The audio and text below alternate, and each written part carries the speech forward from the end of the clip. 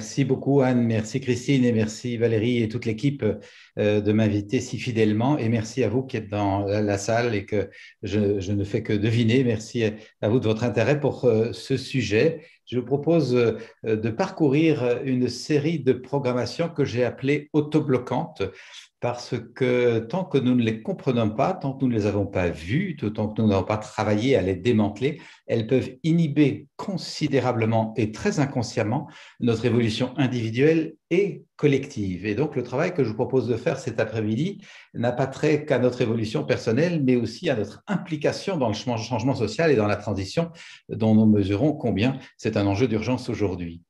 Et j'ai observé ces différentes programmations depuis une vingtaine d'années. Elles me sont apparues de plus en plus clairement ces 5 dernières années et je les évoque dans un dernier livre sorti en octobre passé.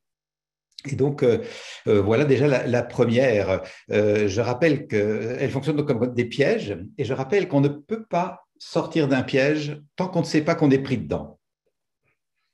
La seule façon de sortir d'un piège, c'est de réaliser, tiens, je suis pris au piège, ce que je prenais pour l'exercice de ma liberté, d'agir, de penser, de fonctionner, d'interagir, d'être dans l'action-réaction, ce que je prenais pour l'exercice de ma liberté se révèle un enfermement, se révèle un piège, se révèle un contingentement dans un système de pensée, dans un mindset qui m'empêche de fonctionner autrement. Nous y reviendrons tout à l'heure en fin de conférence pour voir comment nous pouvons apprendre à quitter nos enfermements par un petit moment d'exercice pratique. Donc, observons ces 5 pièges. Le premier, je l'ai appelé la culture du malheur. La culture du malheur, c'est-à-dire l'habitude, c'est une habitude, c'est une programmation, ce n'est pas la seule façon de vivre, l'habitude de ressasser ce qui ne va pas, ce qui ne va plus, ce que je n'aime pas, ce que je n'aime plus, parfois même en m'y enroulant, en m'y attachant et en y ajoutant parfois un certain goût du drame. Je sais envenimer les choses, je sais aggraver la situation, je sais me lamenter de choses qui sont pourtant passées depuis très très longtemps. Ça, je sais faire par habitude. Mais je sais moins m'enchanter de ce qui va bien.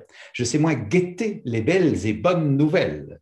Je sais moins m'en réjouir profondément, les décoder, les laisser se décanter en sorte d'être à même d'en avoir compris la substance pour aligner ma vie de plus en plus vers ce qui m'enchante, me réjouit, me rend créatif, me rend fécond, me rend solidaire. Ça, je sais moins faire par programmation. C'est ce que j'appelle la culture du malheur, avec cette dimension d'attachement à la souffrance, à la tristesse et à la dureté.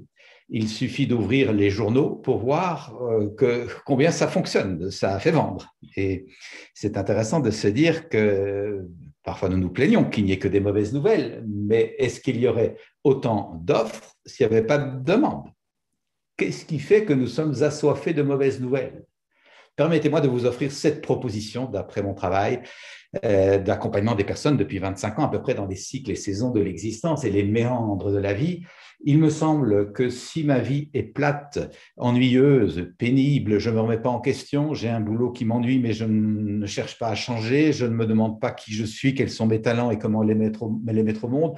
Donc, je rentre le soir un peu démuni, parfois même complètement dans le ras-le-bol, j'allume la petite lucarne et tout d'un coup, il y a des tragédies, il y a des glissements de terrain, il y a des éruptions, il y a des massacres parfois, et tout d'un coup, je me sens vivant parce que je ne suis pas mort.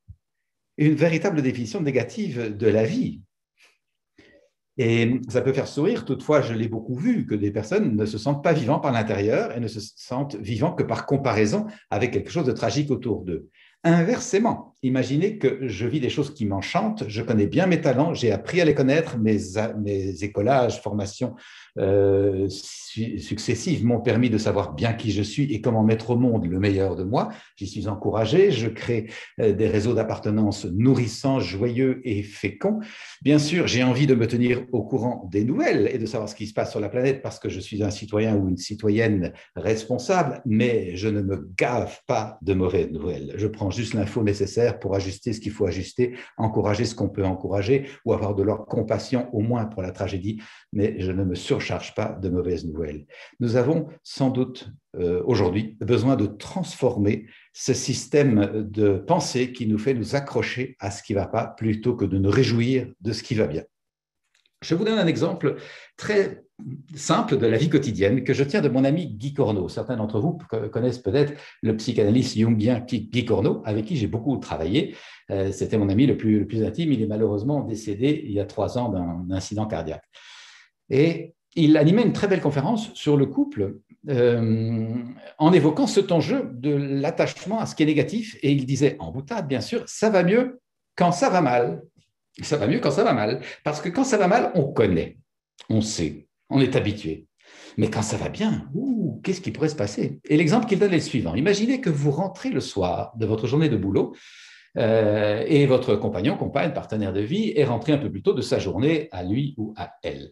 Et vous réalisez qu'il y a une bonne petite honneur de cuisine dans la maison, que la table est dressée avec une petite bougie, la nappe est mise, et vous vous dites, tiens, vous lui dites, tiens, est-ce que j'ai loupé un anniversaire? Qu'est-ce qu'on fête? Et votre compagnon, compagne dit, mais non, pas du tout, c'est pour le plaisir de fêter la vie. Je suis rentré plus tôt, j'étais dans l'élan de faire une bonne cuisine, je t'ai fait couler un bain, descends dans une demi-heure et nous mangerons. Et vous vous dites, c'est merveilleux, vous êtes amoureux ou amoureuse comme au premier jour. Cette soirée est exquise. Le lendemain, vous rentrez. Même scénario. Petite odeur délicieuse, la table est mise, bougie au milieu. Votre compagnon, compagne a préparé un petit repas. Et là, vous commencez à vous dire, tiens, c'est bizarre. Mais bon, c'est de bonne volonté. Vous vous dites, plions-nous à ce petit plaisir, ça lui fera plaisir, et vous passez une soirée un peu dans la suspicion, mais quand même plutôt détendue. Vous revenez le 3e jour, même scénario, et là, c'en est trop. Qu'est-ce que tu me caches? Qu'est-ce que tu n'oses pas me dire? Ou qu'est-ce que tu veux obtenir de moi? Et vous vous seriez disputé 3 soirs de suite en vous chamaillant comme ça arrive pour des broutilles dans la plupart des couples, des collisions d'ego, des frictions de carrosserie. Eh bien, vous ne seriez pas étonné. Pourquoi? Parce que dans la culture du malheur, nous avons été plombés par cette petite phrase, nous ne sommes pas là pour rigoler. Nous ne sommes pas là pour rigoler. Nous avons entendu ça, on est dans une vallée de larmes, la vie est une dure lutte, il faut se battre dans la vie. Et quand on est pétri de ces formules, évidemment qu'il ne faut pas s'étonner que le monde soit plein de combats et de combattants. C'est une self-fulfilling prophecy, d'une certaine façon. On ne nous a pas dit, nous sommes sur Terre pour nous enchanter d'être en vie et collaborer pour créer un monde de plus en plus joyeux. On ne nous a pas vraiment dit ces choses-là. Et donc, curieusement, si vous étiez chamaillé 3 soirs de suite, vous auriez trouvé ça normal, mais là, vous vous êtes enchanté 3 soirs de suite, et ça vous paraît suspect. Qu'est-ce qui se joue? Si ce n'est que nous sommes habitués à des petites joies passagères, mais nous ne sommes pas habitués à une joie stable, durable, constante, peut-être même croissante. Ça n'est pas dans nos habitudes. Et je vous en parle comme quelqu'un qui est entré en thérapie il y a 25 ou 30 ans parce qu'il avait du mal, j'avais du mal à me réjouir durablement. Évidemment, comme tout être humain, j'avais des moments de fête et de joie, mais je voyais que quand ça durait et que ça pouvait vraiment s'installer, une partie de moi n'y croyait pas. Et j'ai pu observer en moi-même ce qu'on appelle aujourd'hui, et qui est bien connu en psychologie, des mécanismes d'auto-sabotage. Et je vous invite, ce sera l'exercice que je vous ferai faire juste après, à observer dans la vie quotidienne d'éventuels mécanismes d'auto-sabotage qui fait que, pris dans cette culture du malheur, si le bien-être s'installe, que les relations sont fluides, agréables, fécondes, une partie de vous n'y croit pas et se dit c'est trop beau pour être vrai. Je n'aime pas perdre le contrôle de ma vie, donc que ce bien-être me soit retiré par des événements extérieurs, donc je me les retire moi-même. Illusion, évidemment, de pouvoir et mécanismes d'auto-sabotage. Ça peut prêter à rire, ça peut paraître un peu ridicule dit comme ça. Je peux juste vous témoigner que j'ai vu ça des centaines et des centaines de fois. Et que donc nous avons besoin absolument, il me semble que les circonstances nous y invitent, d'apprendre, parce que ça s'apprend, ce n'est pas un clic sur l'ordinateur, d'apprendre à quitter, d'iliter la culture du malheur, the culture of hardship, d'iliter cela et apprendre à nous ouvrir à une culture, si pas de la joie, parce qu'on n'est pas joyeux toujours, on est bien d'accord, mais au moins de la paix et de la paix intérieure, stable, transportable à travers les événements et contagieuse. Il me semble profondément que c'est ça que nous cherchons à vivre. Derrière toutes les stratégies, les mises en place, nous aimerions sentir que nous pouvons petit à petit nourrir un état de paix intérieure stable, transportable à travers les événements, parce que les événements ne sont pas toujours paisibles, mais nous aimerions sentir que cette paix est bien là, et une paix qui se révèle contagieuse et qui dégage donc un sillage de bienfaisance, de bienveillance, de synergie, de co-créativité autour de nous. Je crois qu'aujourd'hui, ce sont des enjeux citoyens. Petit moment de présence juste pour observer, est-ce que moi, je suis parfois dans la culture du malheur? Est-ce que parfois, j'en remets une couche? Est-ce que quand je reçois une pique, j'en renvoie pas une, parfois 2 fois plus piquante? Qu'est-ce qui fait ça? D'où viennent ces habitudes? Est-ce que j'ai pas envie d'être plus doux, plus bienveillant, plus disponible et par ma façon d'être, d'apporter un nouveau regard sur le monde? Je vous propose 2, 3 instants de présence à vous-même.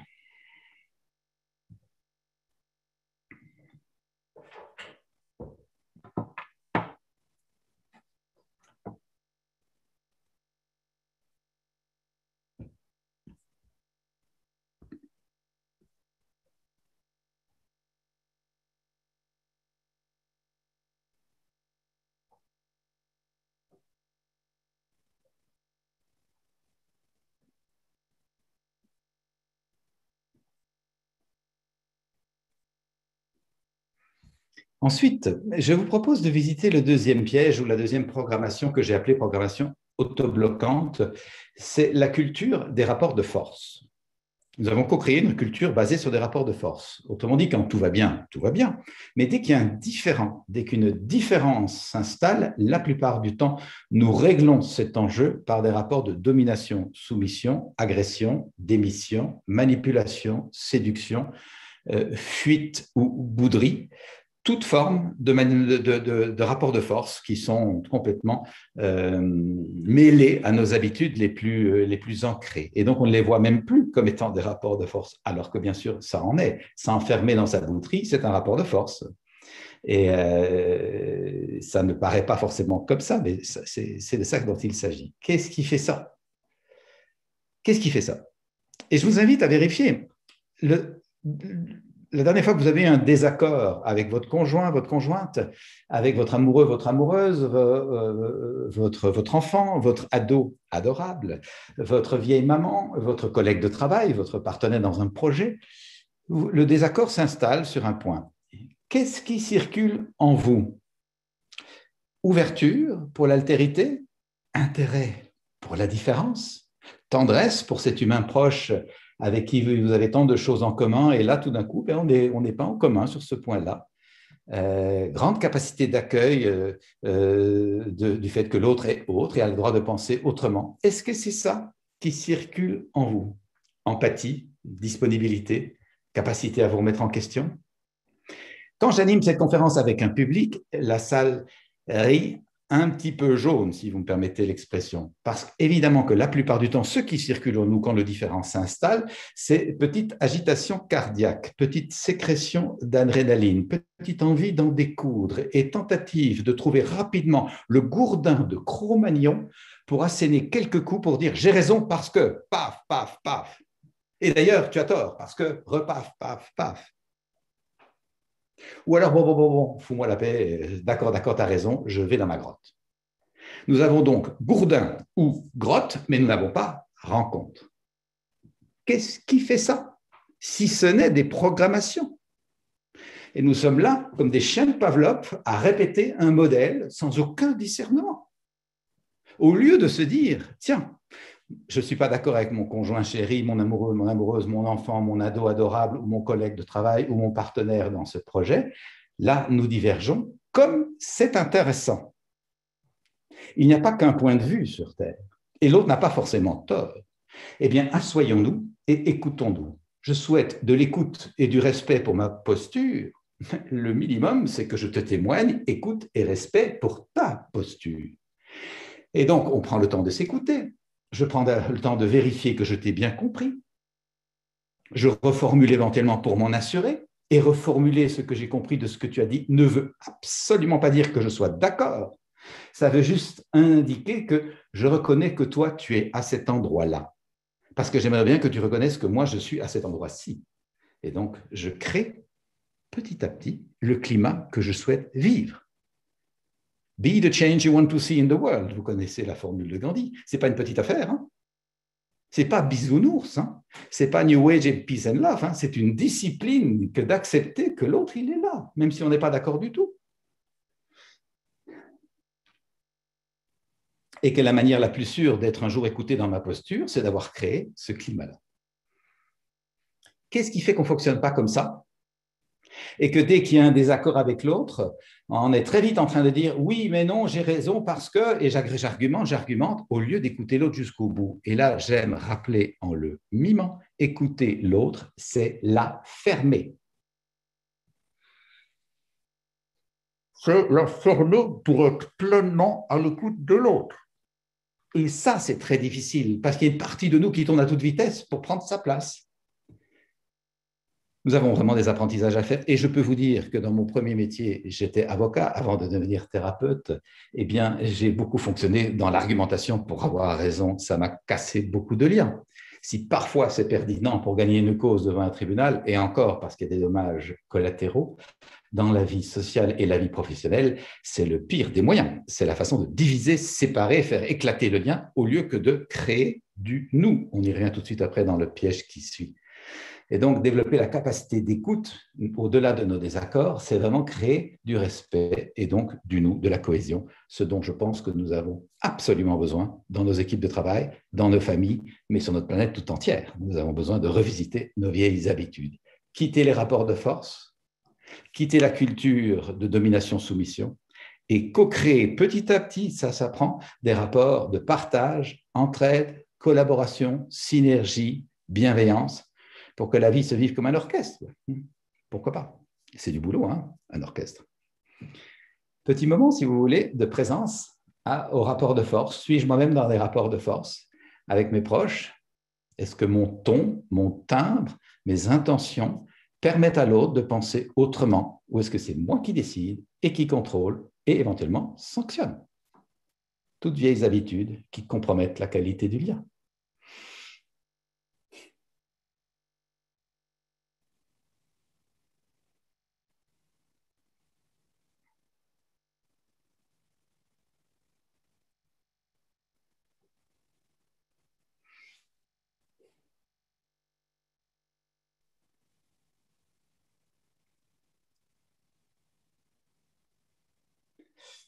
Et puis, si vous me le permettez, c'est facile à dire, vous me le permettez, là vous êtes devant l'écran, mais bon, je prends la liberté de vous le dire.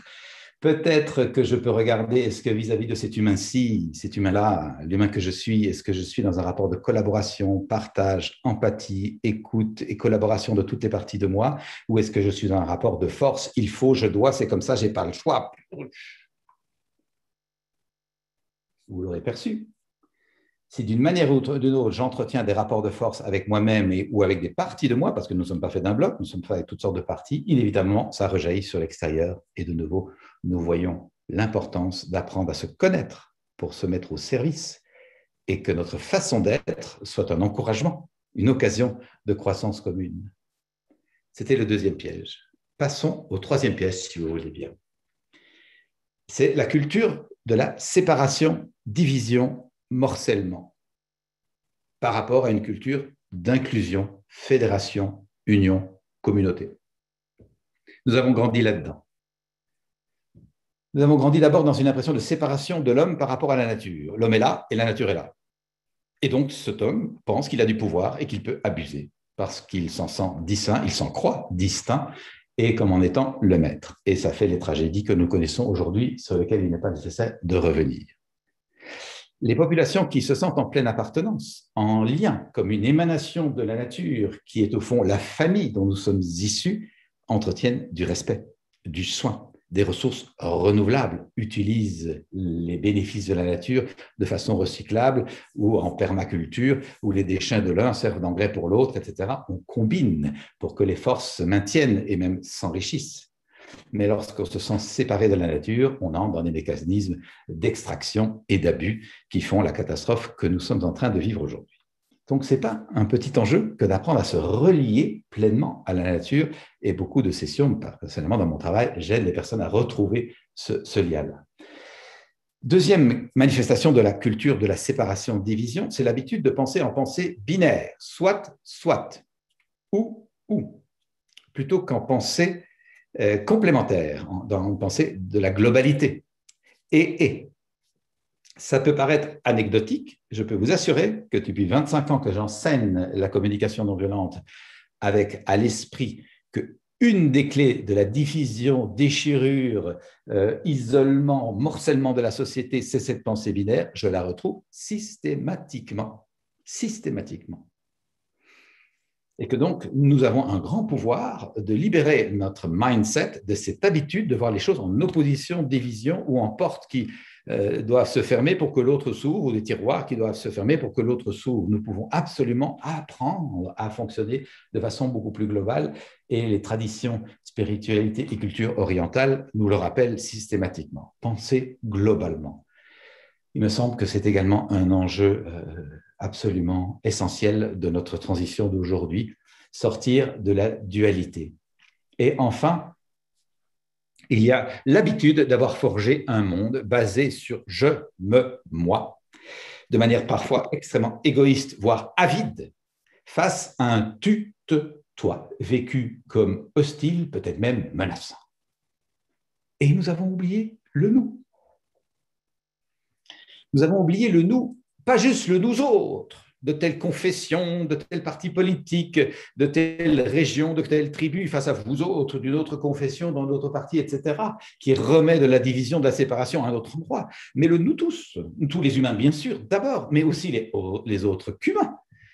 Et pas seulement les animaux, mais bien sûr tout ce qu'il y a sur la planète, les végétaux, les montagnes, les rivières, les fleuves, le climat. Nous avons besoin de renouer avec cette sensation profonde d'appartenance pour pouvoir la respecter. Quand je me sens séparé, je peux vraiment sentir de l'amertume, de la solitude, du désarroi, et ça se manifeste par du cynisme et de l'abus. Quand je me sens inclus, eh bien, j'ai le goût de respecter l'inclusion. Je vous en parle comme quelqu'un qui s'est occupé, avant de devenir thérapeute, quand j'étais encore avocat, de jeunes dits de la rue, pris dans les délinquances de toutes sortes, l'addiction à la drogue, le deal de drogue, la prostitution, etc.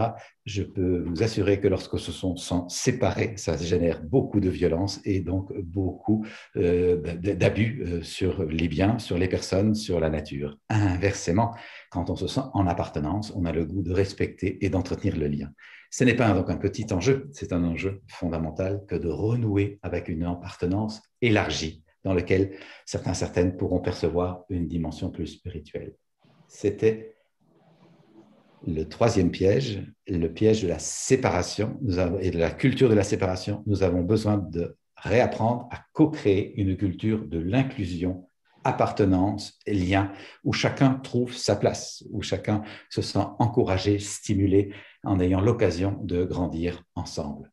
Petit moment de présence à ce piège. En quoi suis-je acteur d'inclusion, de fédération, ou par moment, par certaines attitudes, sans aucune culpabilité, mais juste pour le voir et sortir du piège, ne suis-je pas aussi par moment un peu acteur de rejet, de jugement sur l'autre, de critique qui divise et qui sépare plutôt que d'encourager et d'inclure?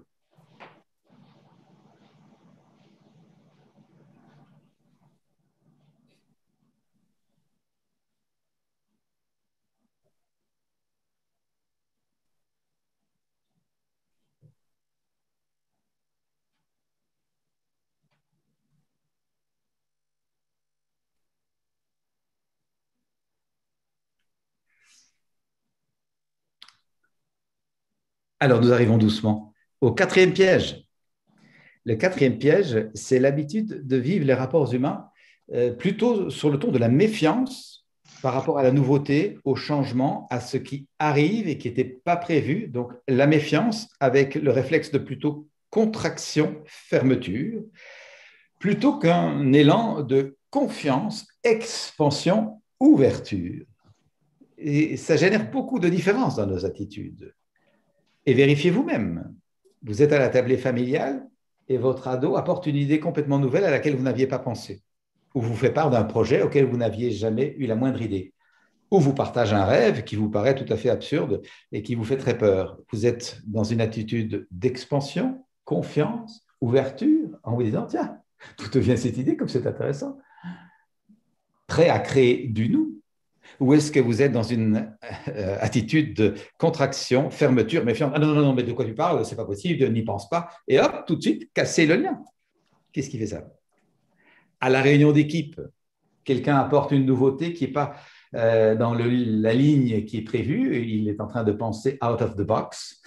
Et ce que vous êtes tout d'un coup super intéressant, tiens, ça remet tout en question par rapport à ce qu'on avait prévu, mais c'est quand même bien intéressant. Et vous êtes ouvert pour voir en quoi cette idée peut apporter de la nouveauté, du changement, de l'oxygénation au projet qui peut être tourné en rond.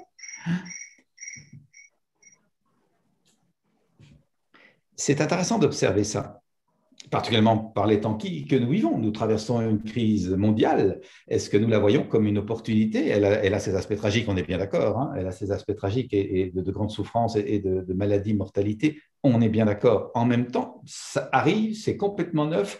Ça touche toute la planète en même temps. Est-ce que nous sommes à même de réfléchir à quelle transformation profonde de système de pensée, d'habitude de pensée, d'habitude de fonctionnement, nous pouvons nous ouvrir pour tirer parti de cette épreuve, pour grandir, comme la plupart du temps, nous arrivons à le faire, parfois avec un peu d'aide, dans la vie individuelle, lorsqu'une épreuve se présente. On n'a pas toujours du pouvoir sur ce qui nous arrive, on est bien d'accord, mais on a toujours du pouvoir sur comment je vais vivre ce qui m'arrive. Et si nous voulons bien prendre un peu d'intériorité, en tout cas j'accompagne beaucoup de personnes dans ce chemin-là, vous vous en doutez peut-être, bien des personnes disent, eh bien cette épreuve est venue me réveiller d'un endormissement ou d'une limitation de conscience, peut-être même d'un aveuglement. Je ne chéris pas l'épreuve, mais je suis heureux de la prise de conscience qu'elle m'a permis de faire, pas dans l'immédiat bien sûr, et sans doute que ce que je dis peut être insupportable pour des personnes qui seraient dans l'épreuve là maintenant. Toutefois, je vous partage juste l'accompagnement de tant de gens dans l'épreuve, à commencer par moi-même, que ça peut être vraiment une occasion d'éveil et de passer à d'autres paliers de conscience, de discernement pour regarder les choses autrement. Et je pense qu'aujourd'hui, nous avons vraiment besoin de regarder les choses autrement. Vous vous souvenez de la jolie formule d'Einstein qui disait « Aucun problème là devant nous ne peut être réglé en restant au niveau de conscience qui a suscité le problème. » Si je reste au niveau de conscience qui a suscité le problème, j'entretiens le problème. La seule façon de régler le problème qui se présente là, c'est de passer à un palier de conscience plus important. Comment va-t-on faire ça? Comment va-t-on faire ça? Si ce n'est en observant systématiquement ce qui limite nos habitudes et donc les pièges. J'aime bien partager une formule que beaucoup d'entre vous connaissent sans doute, parfois on en oublie l'auteur, et c'est l'occasion de lui rendre hommage, une formule de Paul Watzlawick. Paul Watzlawick est le père de l'analyse systémique, les systèmes relationnels. L'humain n'est pas parachuté comme ça tout seul, il est en interaction, évidemment avec sa famille, mais avec son milieu, son éducation, il est dans un système. Il y a une écologie relationnelle à laquelle il appartient. Eh bien, Paul Watzlawick, en observant les systèmes, constatait qu'une des lois de fonctionnement des systèmes relationnels, une des lois principales est celle-ci: si l'on fait ce qu'on a toujours fait, on obtient ce qu'on a toujours obtenu. Vous direz, bah oui, bien sûr, je connais la formule, oui. Et c'est évident, si je veux obtenir autre chose, je dois faire autrement. On sera bien d'accord. Si je veux obtenir autrement dans la relation à moi, dans la relation à mon conjoint, à mon ado adorable, à mon équipe de travail ou aux ressources de la planète, je dois faire autrement. Nous devons faire autrement. Et comment allons-nous faire autrement si nous pensons pareil? C'est juste impossible. Si je ne revisite pas le système de pensée qui a prévalu à ce que j'ai fait, qui m'a permis d'obtenir ce que j'ai obtenu, eh bien, je vais réobtenir systématiquement de la même chose ou à peu près. J'ai donc besoin de vérifier, tiens, quand je pense comme ceci, j'agis comme ceci et j'obtiens cela. Est-ce que ce résultat me convient? Est-ce qu'il convient à mes proches humains et est-ce qu'il sert la planète? Si la réponse à une de ces trois questions est négative, il est plus que temps que je remonte en avant en disant il est temps que j'apprenne à pivoter. Pivoter à l'intérieur de moi-même pour penser autrement, faire autrement et obtenir autre chose qui, à ce moment-là, aura peut-être plus de chances de me convenir, de convenir à mes proches et à mes frères humains et de servir la planète. Toutefois, vous l'avez perçu, ça passe par un pivotement. Et quand je suis assis sur une chaise, je montre que ce pivotement me fait passer un palier plus haut. Difficile de le mimer sans risquer de trébucher dans mon pupitre. Et donc, nous sommes casaniers. Autant nous avons de l'énergie s'il s'agit de balayer sa terrasse, tondre son jardin ou vider son grenier, une fois de temps en temps, autant sur le plan du faire, nous avons de l'énergie, mais sur le plan de l'être, nous préférons rester dans un petit malheur bien organisé et bien connu, qui fonctionne ou qui ronronne, plutôt que d'envisager de passer un bonheur beaucoup plus grand, mais qui n'est pas connu. C'est extraordinaire. L'attachement à la zone que nous considérons de confort, mais qui pour beaucoup d'êtres humains est une zone d'inconfort, mais qui a le mérite d'être connue. Donc il y a quand même un certain confort à la chose. Plutôt que de s'enhardir à se dire, moi je souhaite une qualité d'être beaucoup plus fine, beaucoup plus riche, beaucoup plus nourrissante, beaucoup plus partagée et beaucoup plus stable. Et je travaille à ça. À vrai dire, est-ce qu'on a un autre enjeu sur la planète que d'essayer d'arriver à ce palier-là pour en être contagieux et que les êtres humains soient encouragés à ça? Je ne suis pas trop sûr que quoi que ce soit d'autre vaille la peine, personnellement. Nous avons donc besoin d'apprendre à revisiter notre mindset, nos systèmes de pensée, et ça demande courage et humilité pour pouvoir faire cette remise en question. Et donc, ça nous demande de pouvoir accueillir un enjeu essentiel de la connaissance de soi et de la transformation personnelle et sociale, accueillir nos moments de vulnérabilité. Dans cette conscience, et je ne demande à personne de me croire, mais juste peut-être de l'entendre, que c'est en accueillant ma vulnérabilité que je vais enfin trouver ma vraie puissance, qui n'est pas de la raideur, qui n'est pas de la fixité, qui n'est pas du contrôle, qui est une souplesse et une aisance. Comme le surfeur a de la souplesse ou de l'aisance pour avancer avec la force de la vague. Si le surfeur veut contrôler sa planche et la vague, il est bouffé par l'océan. Et donc, nous avons besoin de trouver cette façon d'avancer avec souplesse. Ça demande un peu de courage et d'humilité. Voilà, nous avons donc besoin de quitter la culture de la méfiance et co-créer la culture de la confiance. Petit moment de présence, ce 4e piège avant d'ouvrir le 5e.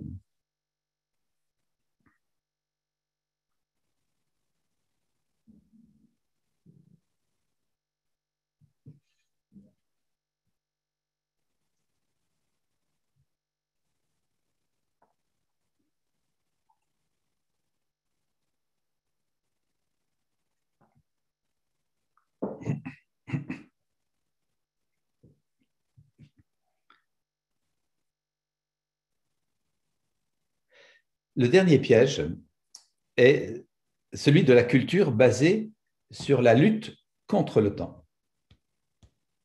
Le temps étant vu comme un ennemi, ou en tout cas un obstacle, plutôt qu'un allié.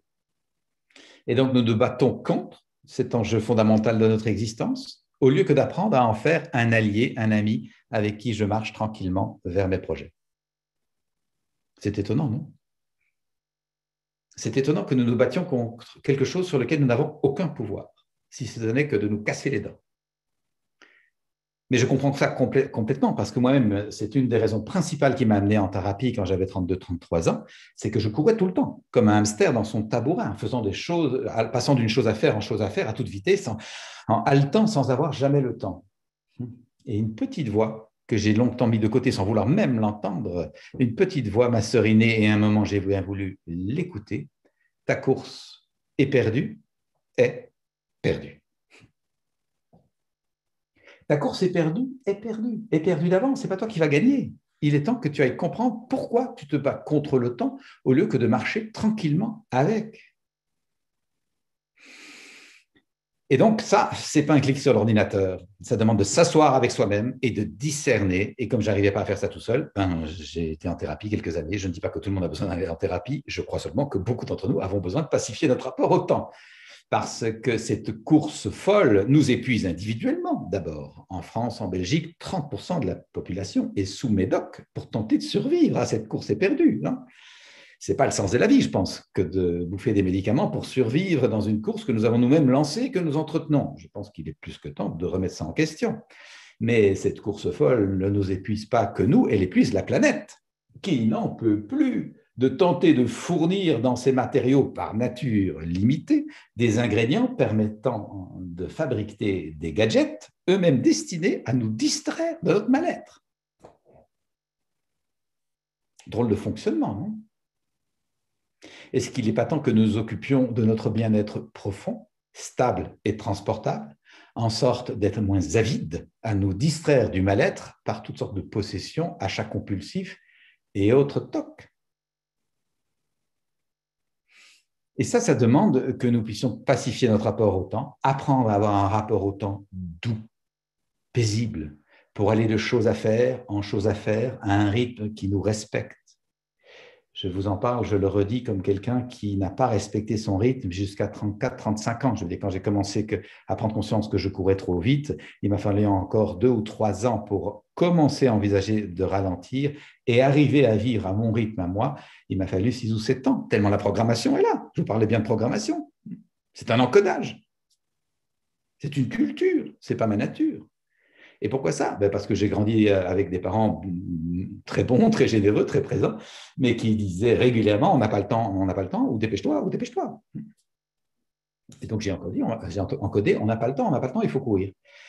Voilà, ça prend du temps de démanteler ça. Je crois qu'heureusement, avec la conscience qui évolue, ça pourra se démanteler plus vite et que nous pourrons petit à petit, ensemble, co-créer un monde où nous faisons les choses à un rythme doux, un rythme satisfaisant, un rythme qui apporte joie profonde, douceur, joie d'un accomplissement, d'une réalisation, en sorte qu'étant tout heureux de la chose accomplie, je la savoure et je prends du temps avant de courir à la suivante. Je n'ai pas besoin de m'agiter pour goûter l'intensité d'être en vie. Je la sens puisque je fais des choses tranquillement, profondément.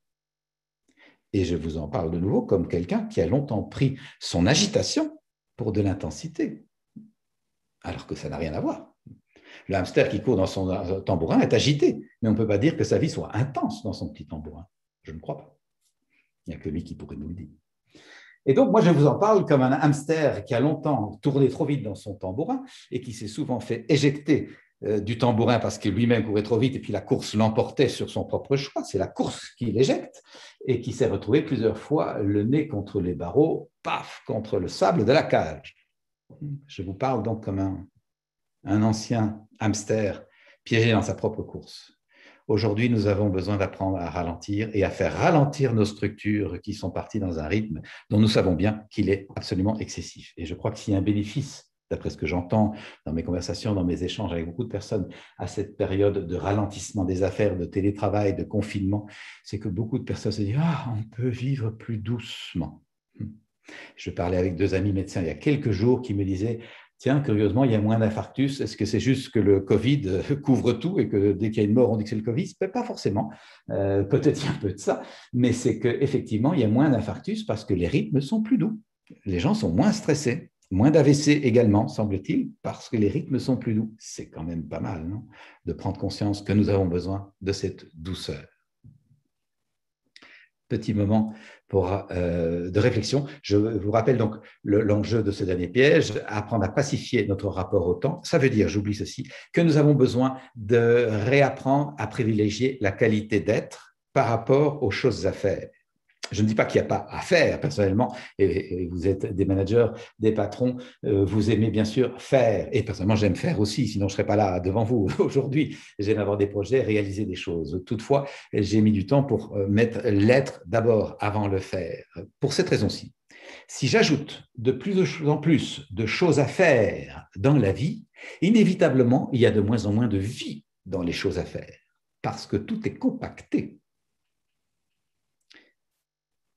Qu'est-ce qui reste pour rêver, poétiser, s'émerveiller, s'enchanter d'être là, goûter que la vie vaut la peine et sentir cette joie, cette générosité monter en nous pour en être nous-mêmes à notre tour généreux.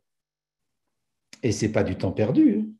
Rappelez-vous que les grandes trouvailles ont été faites dans des moments de détente complète. Newton, sous son arbre, avec sa pomme, il faisait une petite sieste.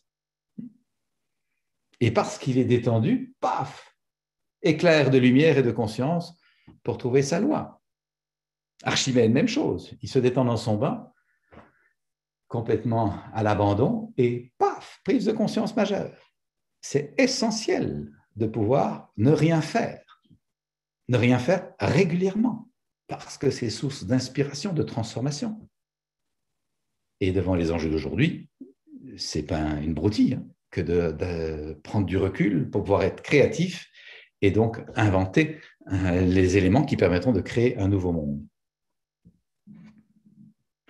Alors, petit moment de réflexion donc pour revisiter ce que dans ma vie, je vis à un rythme doux. Est-ce que j'aurais pas, est-ce qu'il n'y a pas une partie de moi qui aimerait instaurer un rythme plus doux? Et par quoi puis-je commencer demain? Qu'est-ce que je pourrais éliminer qui n'est pas indispensable à ma qualité d'être et qui me permettrait de vivre plus doucement? Il s'agit parfois simplement de revisiter nos priorités et de s'assurer que ce sont vraiment des priorités essentielles pour la qualité de vie que je souhaite avoir. Nous sommes souvent pris dans des détails.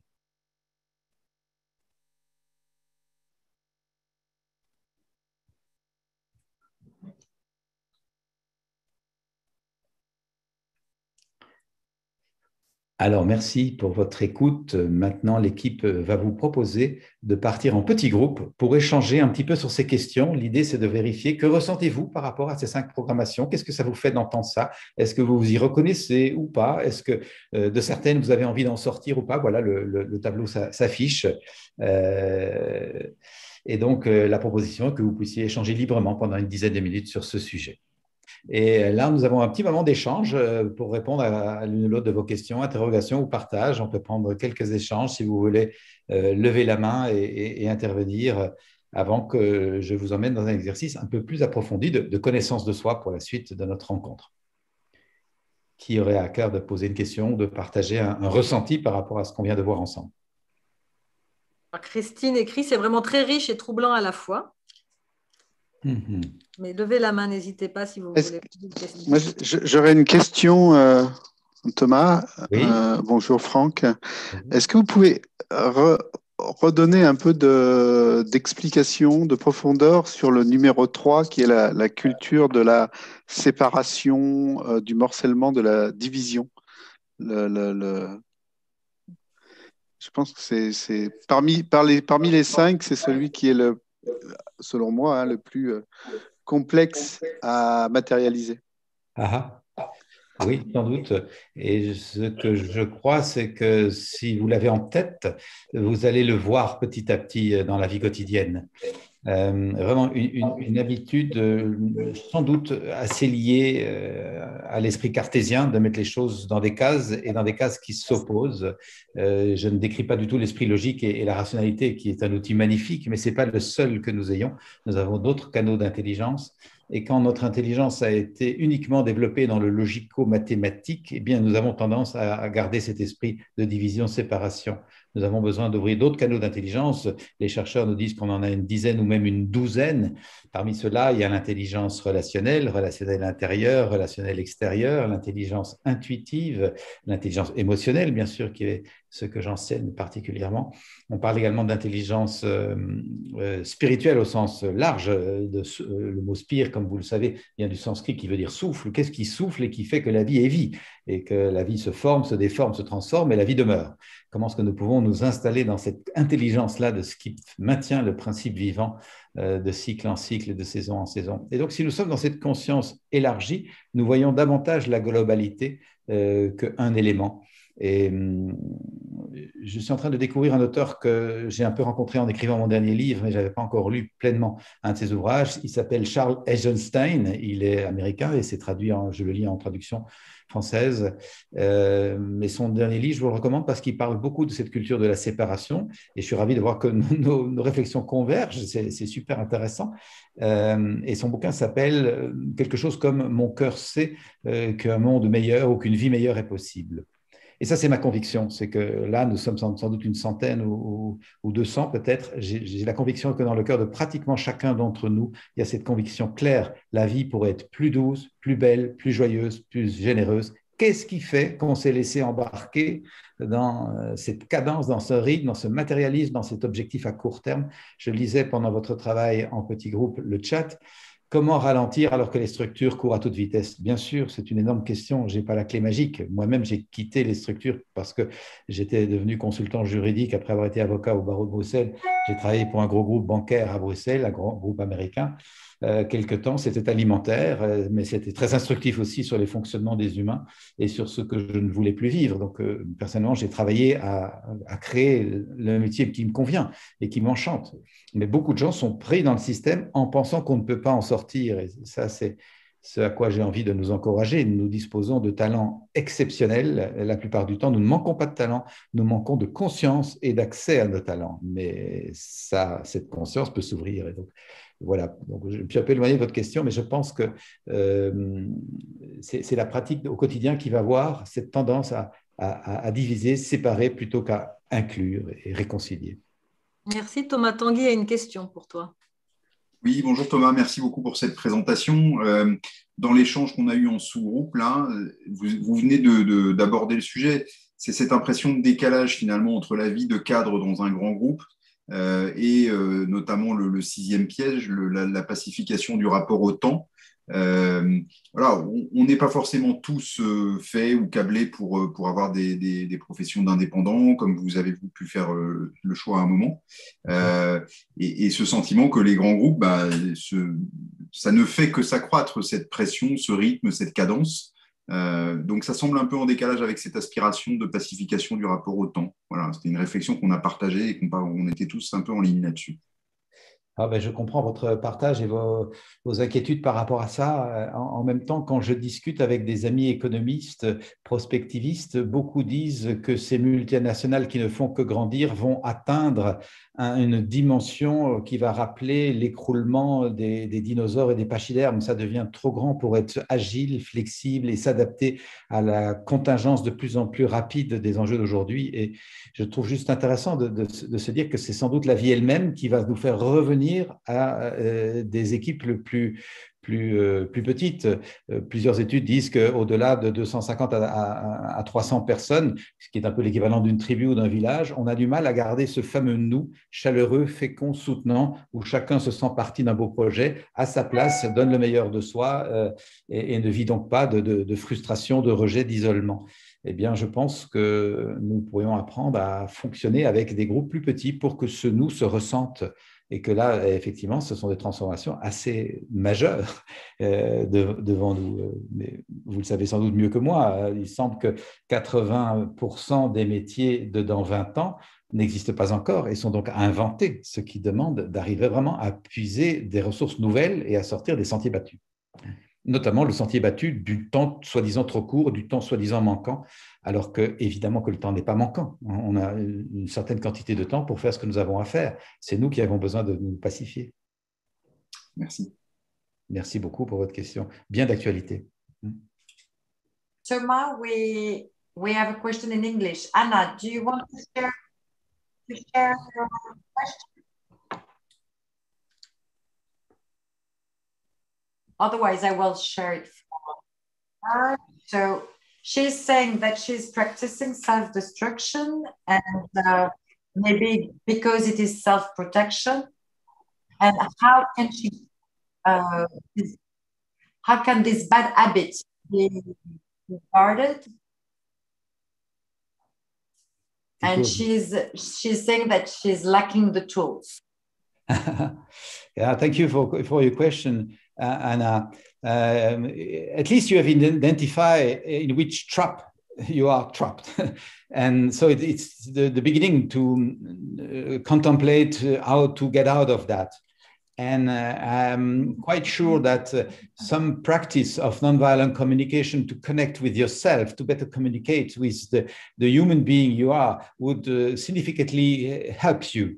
And you know that I was trained with Marshall Rosenberg, who founded this approach, this process, and a lot of training are given in English. So if you're interested, I'm sure that in a few days of practice of this, you will acquire much more self-knowledge and self-esteem, which is the key.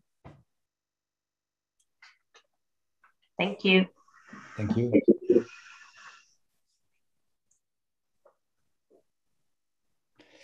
Merci pour Myriam Nouvelle qui a mis le titre du bouquin de Charles Eisenstein.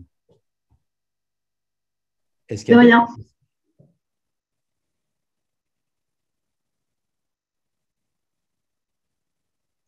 Ok, merci.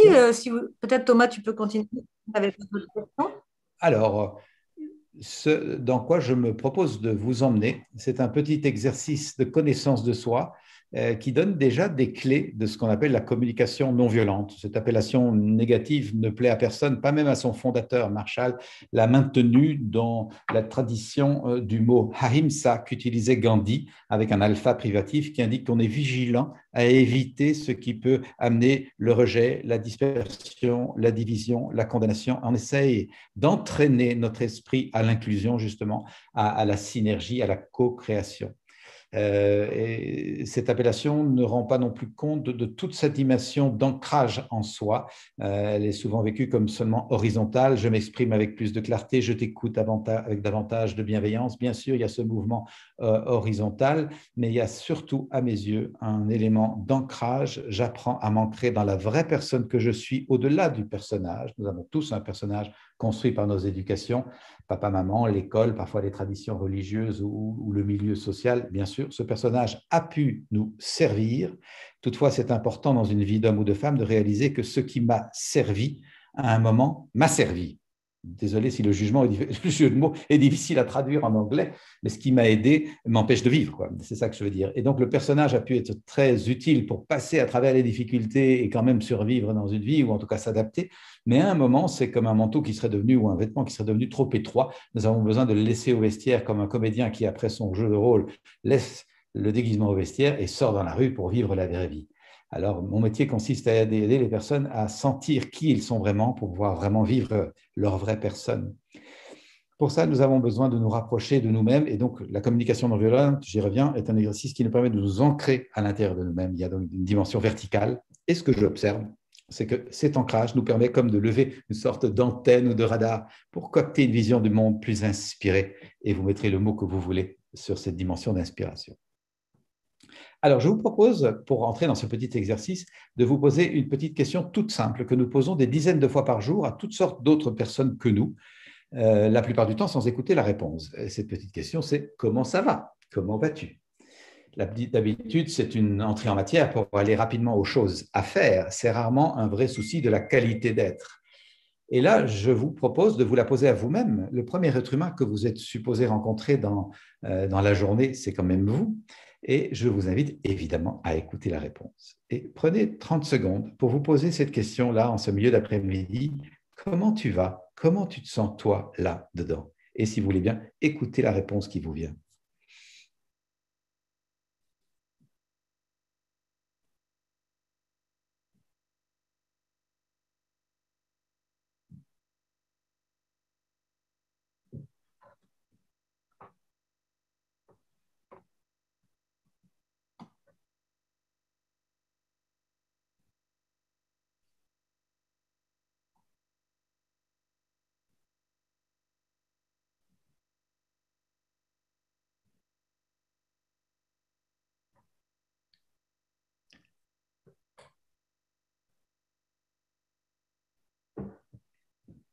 Alors, la plupart du temps, sauf si nous avons eu l'occasion de pratiquer quelques clés de connaissance de soi et d'intelligence émotionnelle pour nous relier à ce que nous ressentons, la plupart du temps, la réponse est très sobre. La réponse à cette petite question est « ça va » ou « ça va pas », avec des variantes subtiles. « Ça va bien »,« ça va très, très, très bien » ou « ça va pas bien » ou « ça va pas bien du tout ».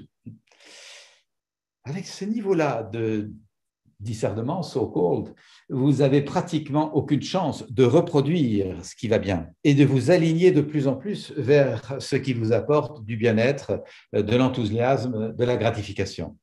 Et vous n'avez pratiquement aucune chance de démanteler ce qui ne va pas et de vous aligner de plus en plus sur ce que vous voulez vivre en évitant des circonstances dont vous avez appris à bien comprendre parce que vous savez comment les décoder, qu'elles ne vous apportent pas de bien-être.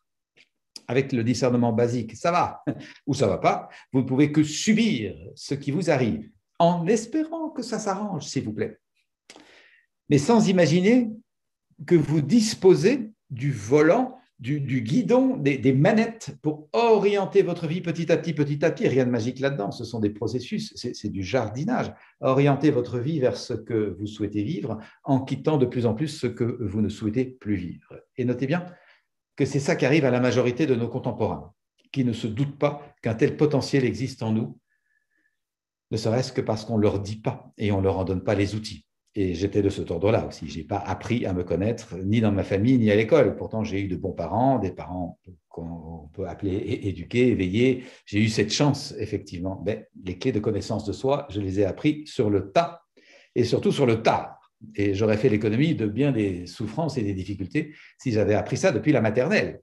Qui je suis, comment je me sens, qu'est-ce que ça dit de moi, quels sont mes élans de vie, quels sont mes talents, quelles sont mes forces et comment les mettre au monde, quelles sont mes fragilités et comment en prendre soin, qu'est-ce qui me réjouit, qu'est-ce qui m'enchante, mais qu'est-ce qui m'attriste ou me fout en colère et que j'ai besoin de comprendre avant que de faire payer ma colère aux autres.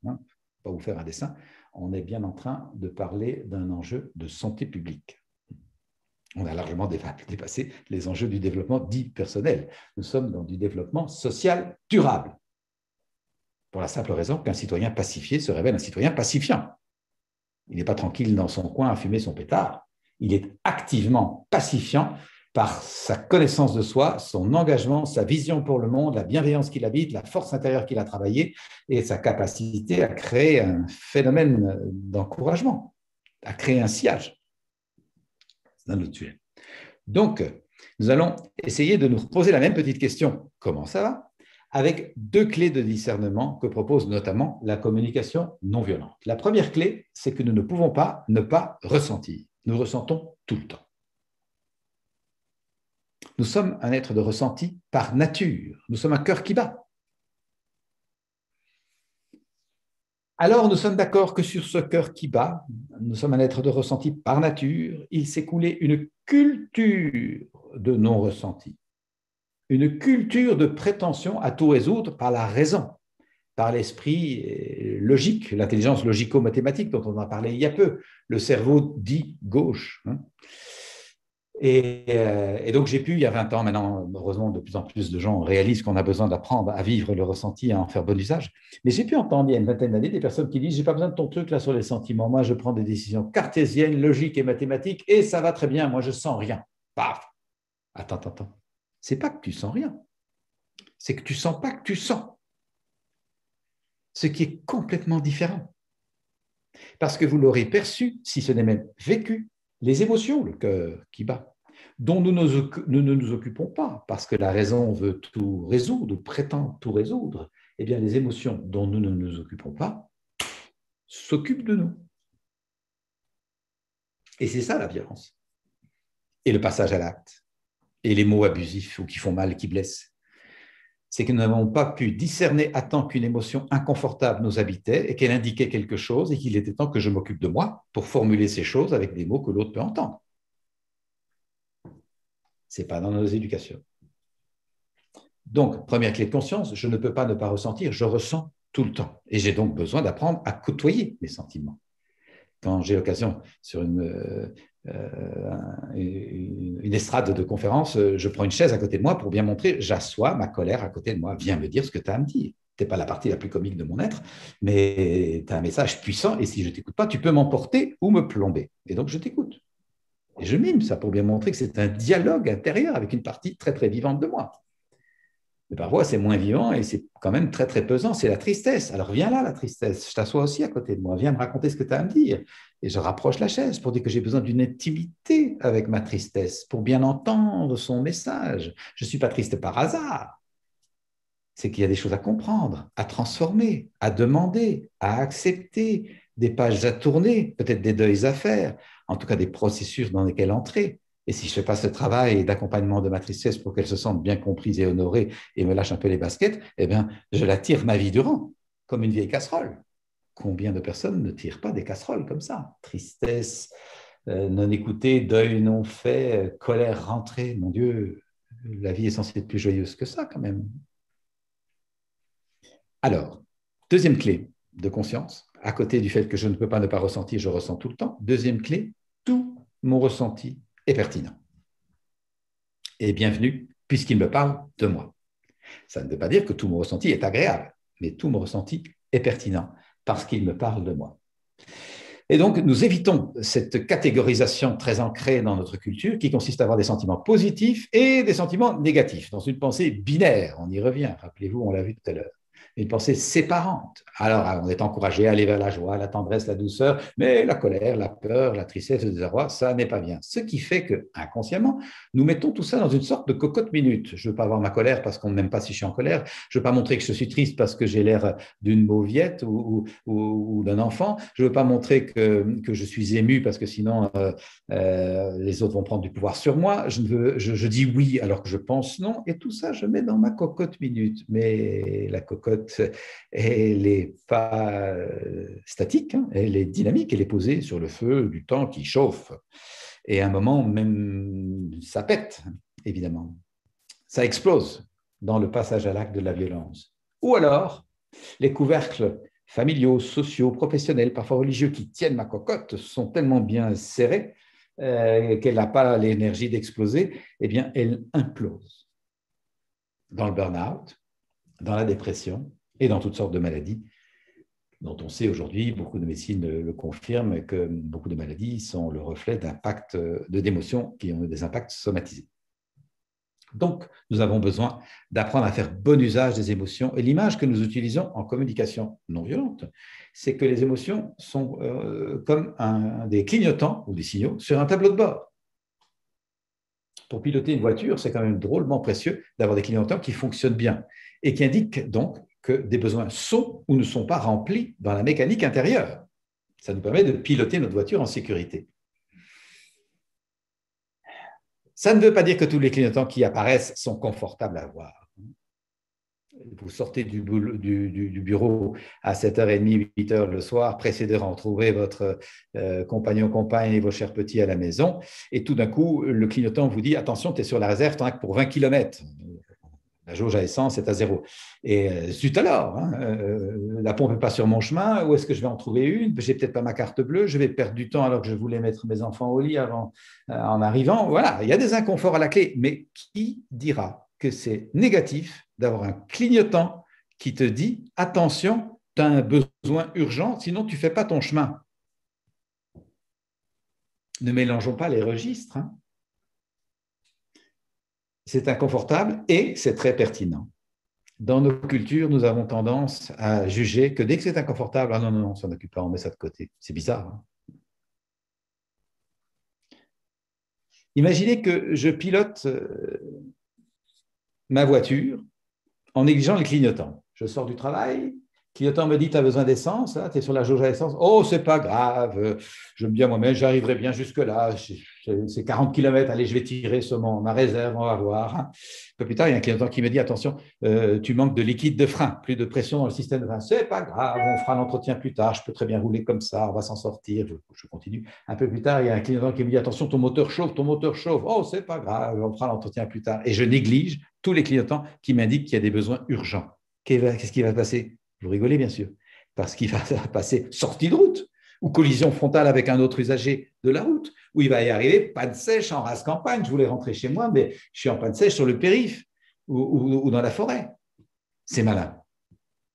Tous les clignotants étaient là pour m'assurer mon voyage, pour me permettre d'assurer mon voyage, de prendre soin des besoins qui permettent d'assurer le voyage. Pas de discernement, pas de pouvoir d'action. Là, je touche ma jambe pour montrer que si je ne discerne pas, je ne peux pas agir, aller vers l'objectif que j'ai. J'ai besoin d'apprendre à discerner. Sortons de la métaphore, ou plutôt agrandissons la métaphore. Je suis au volant de ma vie. J'ai ma petite vie, j'ai mon conjoint, mes enfants, un bon boulot, j'ai un emprunt hypothécaire. Je suis donc un être libre. Je roule sur les routes de ma vie. Et à un moment, sur ces routes, il y a un clignotant qui dit « Tu es en colère. » « Ah non, non, je ne suis pas en colère, tout un petit peu agacé, mais ça va s'arranger, tout va bien. » Plus tard, il y a un autre clignotant qui dit « Là, tu passes par un moment de doute. » « Moi, de doute, pas du tout, tout va bien, je sais gérer les affaires. » Un peu plus tard, il y a un autre clignotant qui me dit « Là, tu es vraiment dans un moment de ras-le-bol, tu es au bord du burn-out. » « Moi, le burn-out, pas du tout. Voyons, j'ai une santé de fer, tout va très très bien. » Qu'est-ce qui se passe si je continue à négliger les clignotants qu'il y a sur mon tableau de bord et qui commencent à faire comme un sapin de Noël? Ben, je vois bien un dessin. Hein. Il va y avoir sortie de route, collision frontale avec un autre usager de la vie. J'ai bousillé la relation avec mon ado hier. Comment j'ai pu lui parler sur ce ton? Je souhaitais de l'écoute et du respect et je lui ai manifesté tout l'inverse de l'écoute et du respect. Et si ce n'est pas l'ado, c'est le conjoint. Si ce n'est pas le conjoint, c'est le partenaire ou le collègue ou le client ou le fournisseur. Ça se multiplie à toutes sortes d'exemplaires. Et enfin, il va arriver assez souvent, panne sèche en race campagne. Je voulais continuer mon business as usual, mais je vais être sur un lit d'hôpital avec ma boîte de calmant parce que je suis parti en burn-out. C'est malin. C'est malin. Tous les clignotants étaient là sur mon tableau de bord. Mon tableau de bord, c'est ça.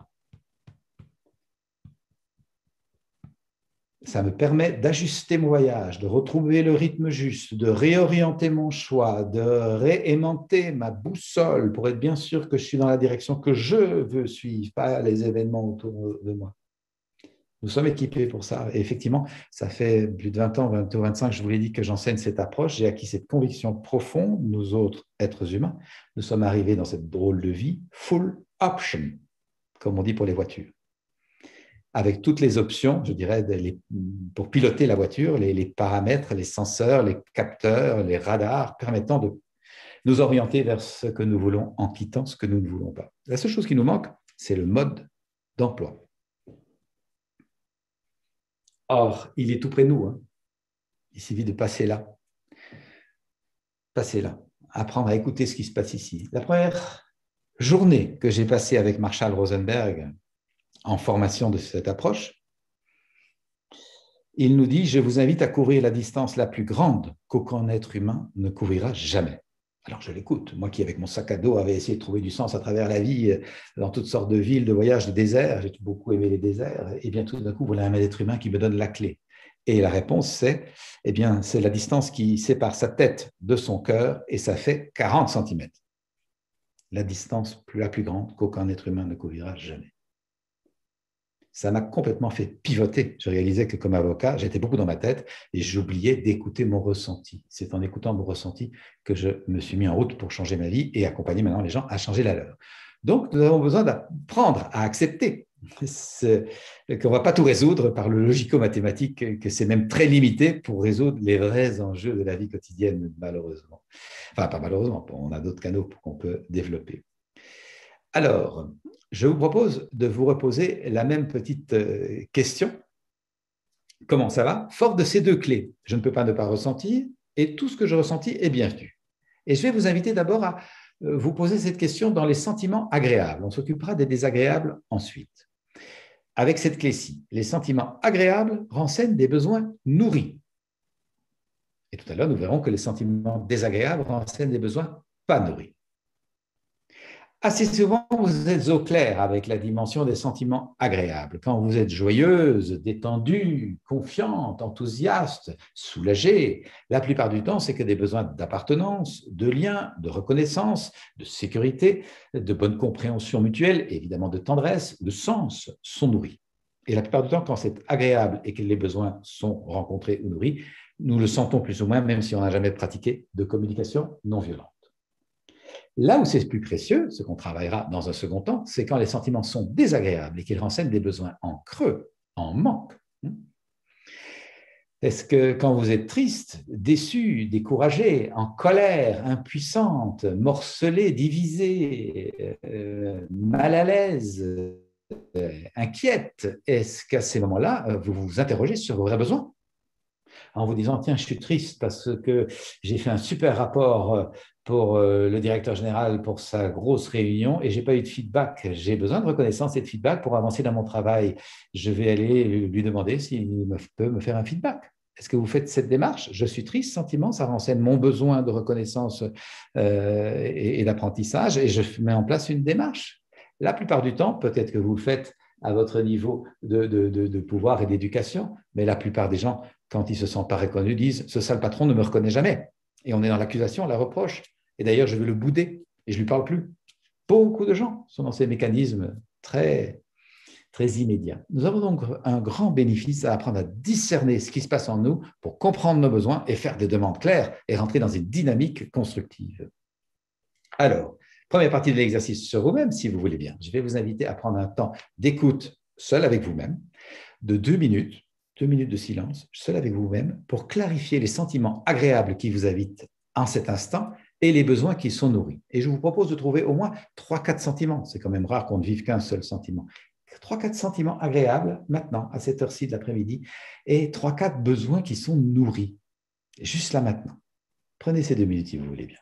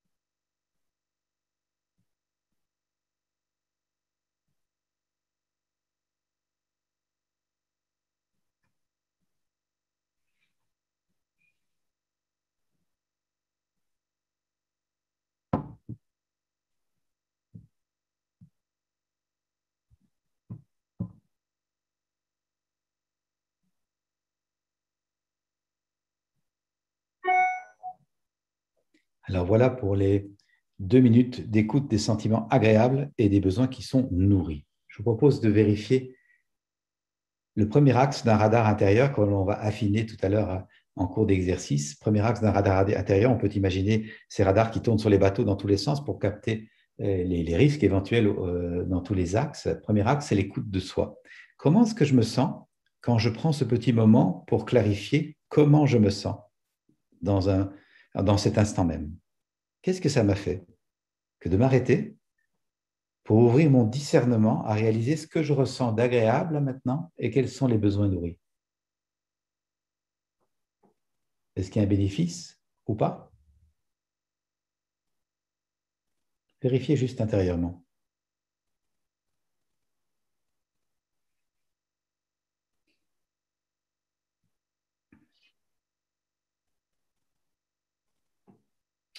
Et il pourrait se faire que certaines personnes parmi nous aient du mal à identifier des sentiments agréables et des besoins nourris. Au début, c'est parce que parfois on est un peu confus. Qu'est-ce qui est un sentiment, qu'est-ce qui est un besoin? Au début, on a un peu du mal à discerner l'un de l'autre. Mais il pourrait également se faire que parmi nous, il y ait l'une ou l'autre personne qui passe par ce que j'appelle une saison d'hiver. Ça peut arriver dans la vie où il y a l'impression qu'il n'y a rien qui va. Rien d'agréable à vivre, que des embûches, pour ne pas dire pire, et que c'est vraiment pas commode. Et j'ai d'autant plus d'empathie pour ces moments que j'en ai bien connu, bien sûr. Toutefois, je nous invite à porter notre attention sur 5 petits points, si vous le voulez bien. 5 petits points. Si vous êtes là devant votre ordinateur, c'est que ce matin, vous vous êtes réveillé. Ce n'est pas le cas pour tout le monde. Il y a des personnes qui ne sont pas réveillées ce matin. Pour la plupart d'entre nous, ça veut également dire que vous avez pu sortir de votre lit seul. Je ne vous connais pas, je ne suis pas en contact avec vous. Il est possible qu'il y ait des personnes qui vivent un handicap et qui n'aient donc pas l'occasion de sortir de leur lit seul. Si vous avez pu sortir de votre lit seul, avec pas mal de chance, vous avez pu vous habiller, prendre votre douche, vous préparer votre petit déjeuner, descendre les escaliers, enfin faire votre vie quotidienne. C'est extraordinaire d'être dans cette autonomie et cet état de santé. Ce n'est pas le cas pour tout le monde, particulièrement aujourd'hui avec l'épidémie que nous connaissons. Et donc, ce que je veux dire par là, pour ce premier point, c'est que s'il y a des personnes parmi vous qui, dès le matin, se sont dit « je suis réveillé, je suis encore en santé, je suis vivant, je suis autonome, je peux m'habiller tout seul » et ont honoré cette santé, cette présence au corps par des exercices ou un moment de méditation. Moi, dans mon travail, je rencontre plein de gens qui n'ont aucune attention pour le corps, qui ne se posent même pas la question « tiens, est-ce que je suis vivant et qu'est-ce que je sens et est-ce que mon corps va bien ?» Ben non, on démarre dans les choses à faire en oubliant d'être. Comment voulez-vous que ça marche? Nous avons d'abord besoin de prendre conscience de qui nous sommes. Première occasion de nous réjouir, je suis vivant et je suis en santé, pour celles et ceux qui ont parmi nous la chance de vivre ça. Ensuite, je ne pense pas que vous soyez arrivés de force devant cet écran contraint par des policiers à assister à ce petit atelier de non-violence. Je crois que vous êtes venus librement parce que le projet Octave vous a plu et que cette rencontre vous a sans doute intéressé. Vous êtes venus librement. C'est extraordinaire, non ? Extraordinaire d'être libre, de faire choix ou pas, d'adhérer ou pas, de s'intéresser ou pas. Ce n'est pas le cas partout sur la planète d'être libre de ses choix. Et particulièrement pour vous, mesdames, vos sœurs sur la planète sont parfois bien entravées dans leur liberté de vivre et de penser même. Et donc, s'il y a de nouveau des personnes qui, parmi vous, dès le matin, se sont enchantées, disent « mais quelle chance j'ai d'être un être libre dans une contrée du monde où on est libre de faire les choix qu'on veut faire, c'est quand même incroyable. » Eh bien, moi, je rencontre plein de personnes qui n'ont aucune attention pour ça et qui supposent que la liberté, ça va de soi, sans se rendre compte combien on s'est battu pour ça et combien, dans certaines régions du monde, on a perdu une liberté qui avait été acquise il y a quelques décennies. Voilà encore une occasion de se réjouir si jamais nous étions distraits.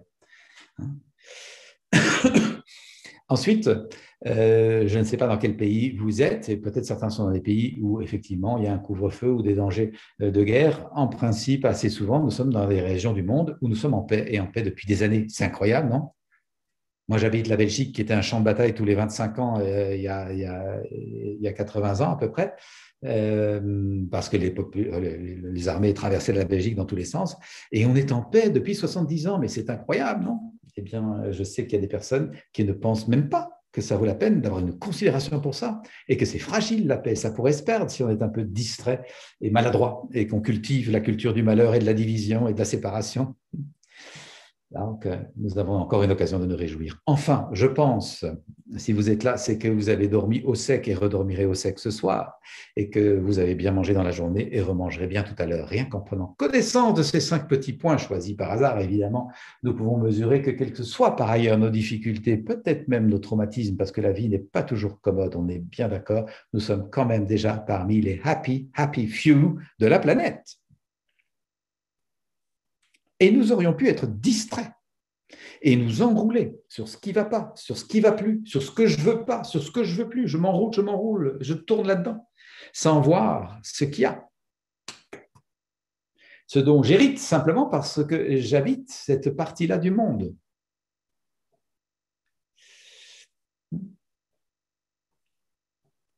Nous avons donc besoin de développer une hygiène de conscience dans la logique de sortir de la culture du malheur évoquée précédemment. Je commence ma journée par célébrer ce qui va bien. Et ça n'a rien de bisounours, hein.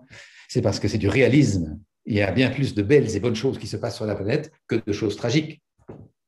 N'inversons pas les proportions.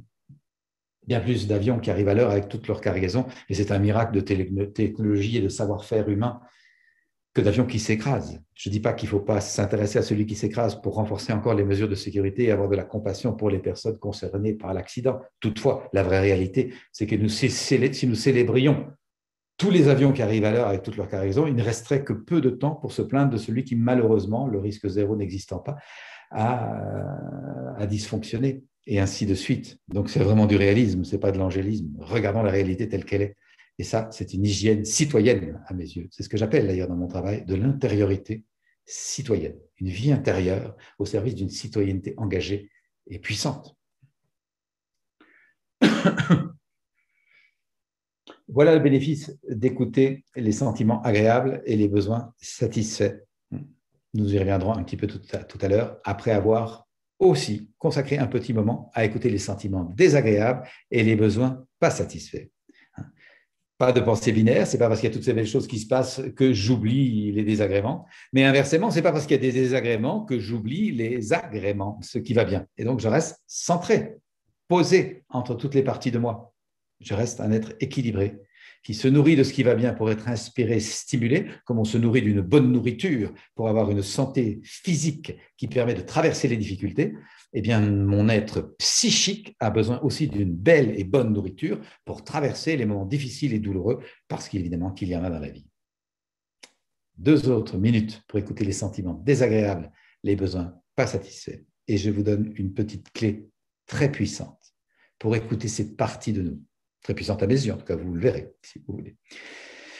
Je vous propose d'identifier quelques sentiments désagréables, quelques besoins pas satisfaits, parce que c'est rare qu'on n'en ait aucun. Encore que, par moment, on peut ne sentir rien de désagréable, effectivement. Et personnellement, c'est mon cas pour le moment, à part l'un de l'autre agacement, de très légère surface, de surface et très léger. Eh bien, je vous propose d'écouter cette partie de vous en prenant conscience de ceci. Nos besoins sont comme des poupées russes, ils s'emboîtent les uns dans les autres. Vous aurez assez rapidement conscience d'un premier niveau de besoin qui n'est pas faux, mais qui n'est peut-être pas complet. Si vous restez accroché à ce niveau de besoin-là, vous allez vous rendre la vie difficile à vous-même, et avec un peu de chance, ou de malchance, vous allez rendre la vie de vos proches ou des gens qui vous entourent difficile également. Nous avons besoin de percevoir que la plupart du temps, derrière un premier niveau de besoin qui apparaît comme à l'évidence, il y a un besoin plus intérieur. Et que derrière ce besoin plus intérieur, il y en a peut-être encore un plus intérieur, comme des poupées russes qui s'emboîtent les unes dans les autres. Je vous donne un exemple.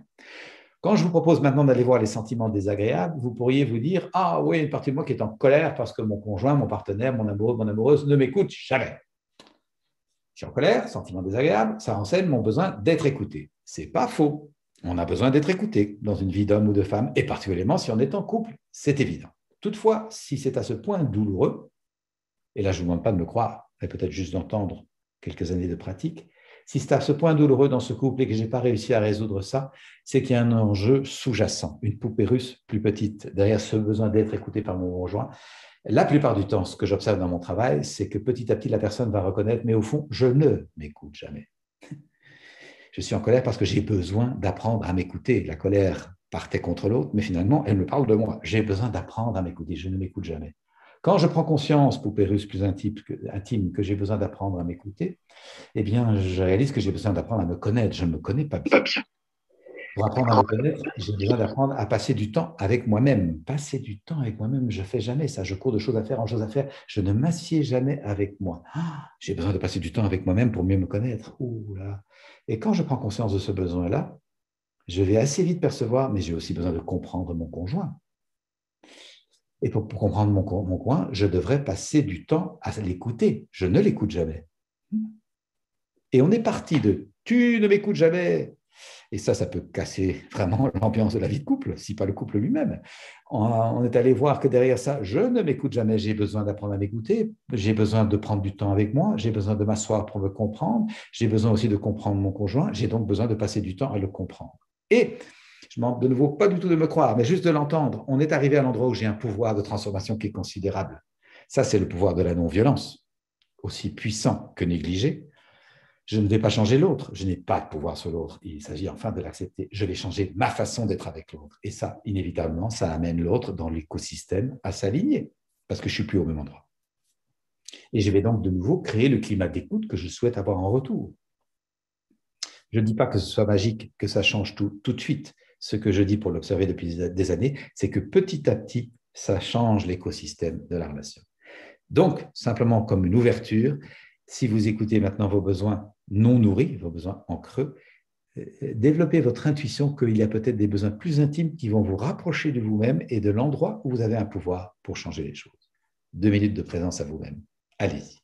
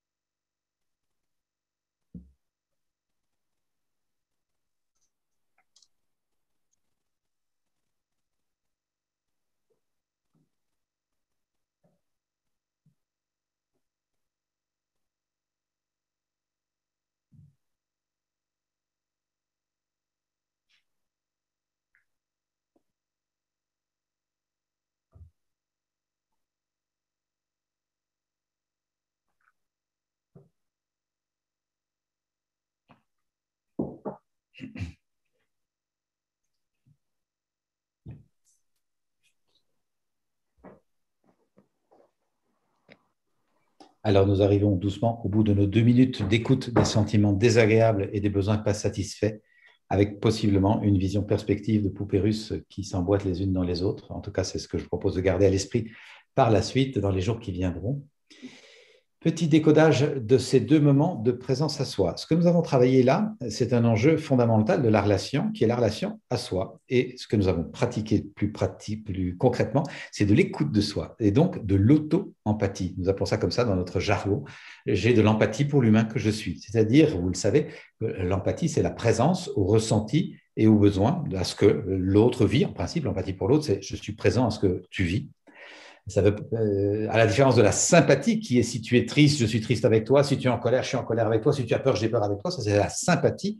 Sympathein en grec, ça veut dire je souffre avec toi, ou en tout cas je m'émeus, je ressens avec toi. Et là, ça peut nous plomber, bien sûr, et nous prendre toute notre énergie. Tandis que l'empathie, c'est que je suis conscient de ce que tu vis, mais moi, je ne le vis pas. Si tu es triste, je suis conscient que toi, tu es triste et très attentif à ça.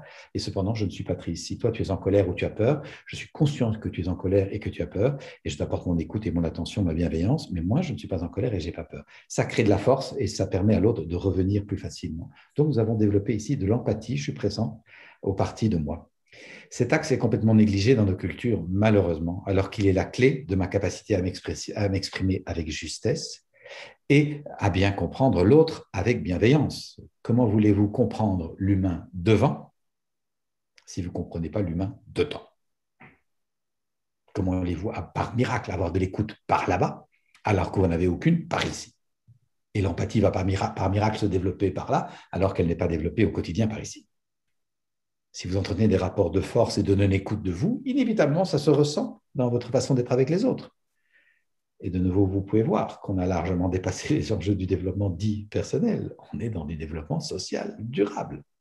Nous travaillons une intériorité citoyenne. Petit débriefing de ces deux moments d'écoute intérieure, l'agréable et le désagréable, permettez-moi de vous en partager les bénéfices. En écoutant l'agréable en moi, les besoins nourris, le premier bénéfice, c'est d'élargir le spectre du discernement. Je commence par ce qui va bien, parce que, je l'ai dit, il y a plus de choses bien qui se passent. Et c'est une nourriture, c'est une vitamine. Deuxième bénéfice, comme je vois les choses qui se passent bien, j'ai tendance à développer un état qui est très décrié dans la culture du malheur très cynique que nous avons créé et qui est cependant d'une force extraordinaire. Nous développons un état de gratitude. La gratitude, ce n'est pas bisounours du tout. C'est d'une puissance extraordinaire. La psychologie positive le constate par des études intéressantes. Cette pratique s'inscrit dans la psychologie positive. Les personnes qui développent plusieurs moments de gratitude par jour se révèlent en bien meilleure santé, se relèvent beaucoup plus vite d'une maladie parce que leur immunité est plus forte et ne font pratiquement pas d'accidents cardiovasculaires. C'est quand même déjà pas mal sur le plan de la santé physique. Mais sur le plan de la santé relationnelle, ce qui n'est pas rien dans nos vies, ces personnes se révèlent infiniment plus bienveillantes. Ce qui n'est pas rien dans les équipes, dans les structures, dans les familles. Et on peut le comprendre pour une raison très simple, c'est que si depuis ce matin, je me suis réjoui de plusieurs choses, depuis 15 jours, je sais me réjouir, depuis 15 ans, je me réjouis régulièrement des choses belles et bonnes que je vois, et je m'en nourris comme d'une bonne nourriture pour avoir une bonne immunité, effectivement, mon corps est en meilleure santé. Et si tout d'un coup, un différend apparaît avec l'autre et que je suis un peu frictionné, je recherche la bonne entente, parce que c'est ma nature.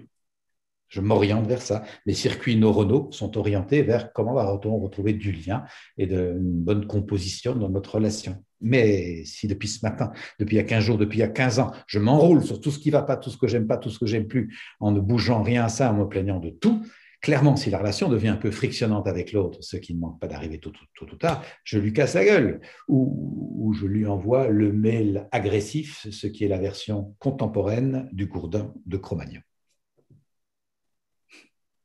C'est malheureux, non?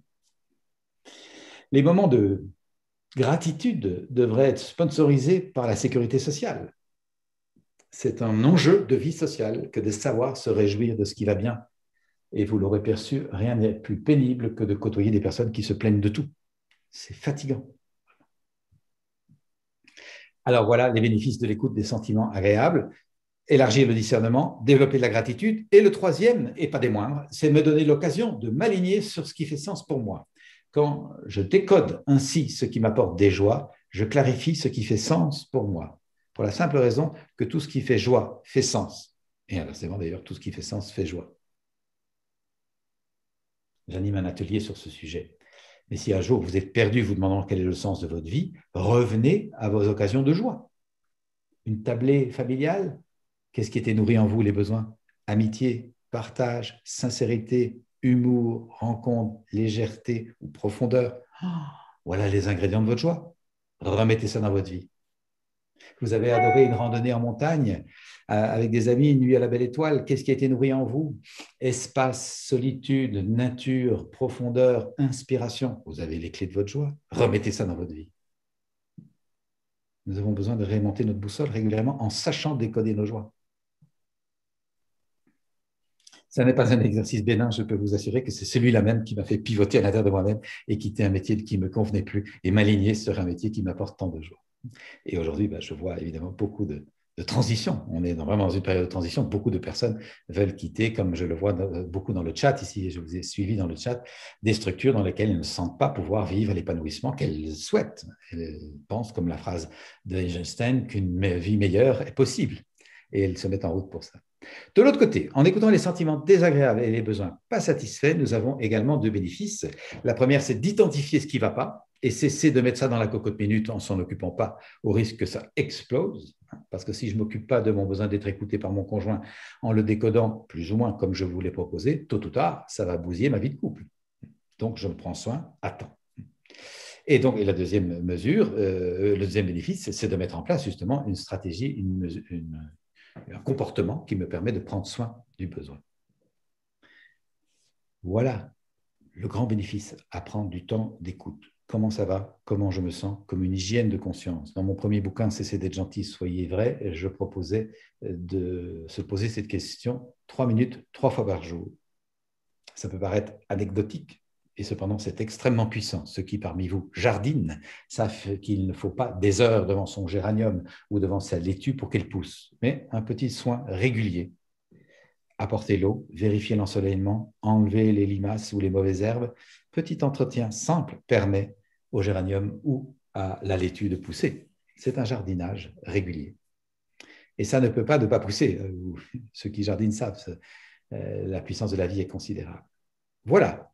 Un premier axe que nous avons travaillé ensemble, qui est l'écoute de soi et l'auto-empathie. Je vous propose de poursuivre par petits groupes. De nouveau, vous allez être téléportés dans les petites salles. Une deuxième partie de l'exercice qui est l'échange. Nous avons besoin d'apprendre à mettre en mots ce que nous ressentons et nous avons également besoin d'apprendre à écouter ce que l'autre ressent. Bien. Merci. Avant d'avoir un petit moment d'échange avec vous, je vous propose d'affiner le radar que nous avions déjà identifié un petit peu après l'auto-empathie, les deux moments d'écoute, l'agréable et le désagréable, 2 fois 2 minutes. Je vous avais proposé de vous poser la petite question magique, comment je me sens quand je prends le temps de vérifier comment je me sens. C'est plus qu'une boutade, hein, vous en doutez sans doute. Là, je vous ai proposé d'échanger et donc je vous propose de poursuivre avec le deuxième axe de notre radar intérieur, comment je me sens quand j'exprime comment je me sens. Qu'est-ce que ça fait que de m'entendre mettre en mots mon ressenti et mes besoins? Est-ce qu'il y a un bénéfice à cela? Est-ce que ça nourrit ou pas mon besoin d'expression, de partage, de rencontre, d'authenticité, de simplicité, de lien, d'appartenance, de prendre ma place, de me sentir exister? Toutes sortes de besoins, comme vous l'entendez, et pas des moindres, peuvent être nourris parce que j'exprime ce qui se passe en moi.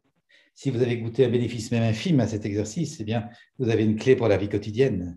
N'empilez pas tout dans les cocottes minutes. Exprimez ce qui se passe en vous, l'agréable et le désagréable. Ensuite, j'ai proposé que les personnes qui écoutent, écoutent. Alors, qu'est-ce que ça fait pour vous qui parlez que de sentir qu'il y a des personnes qui vous écoutent? Vous avez plusieurs minutes, en tout cas 1 minute et demie à peu près, peut-être 2, pour exprimer ce que vous ressentez dans un climat d'écoute. Ça fait quoi? Dans la vie quotidienne, c'est rare.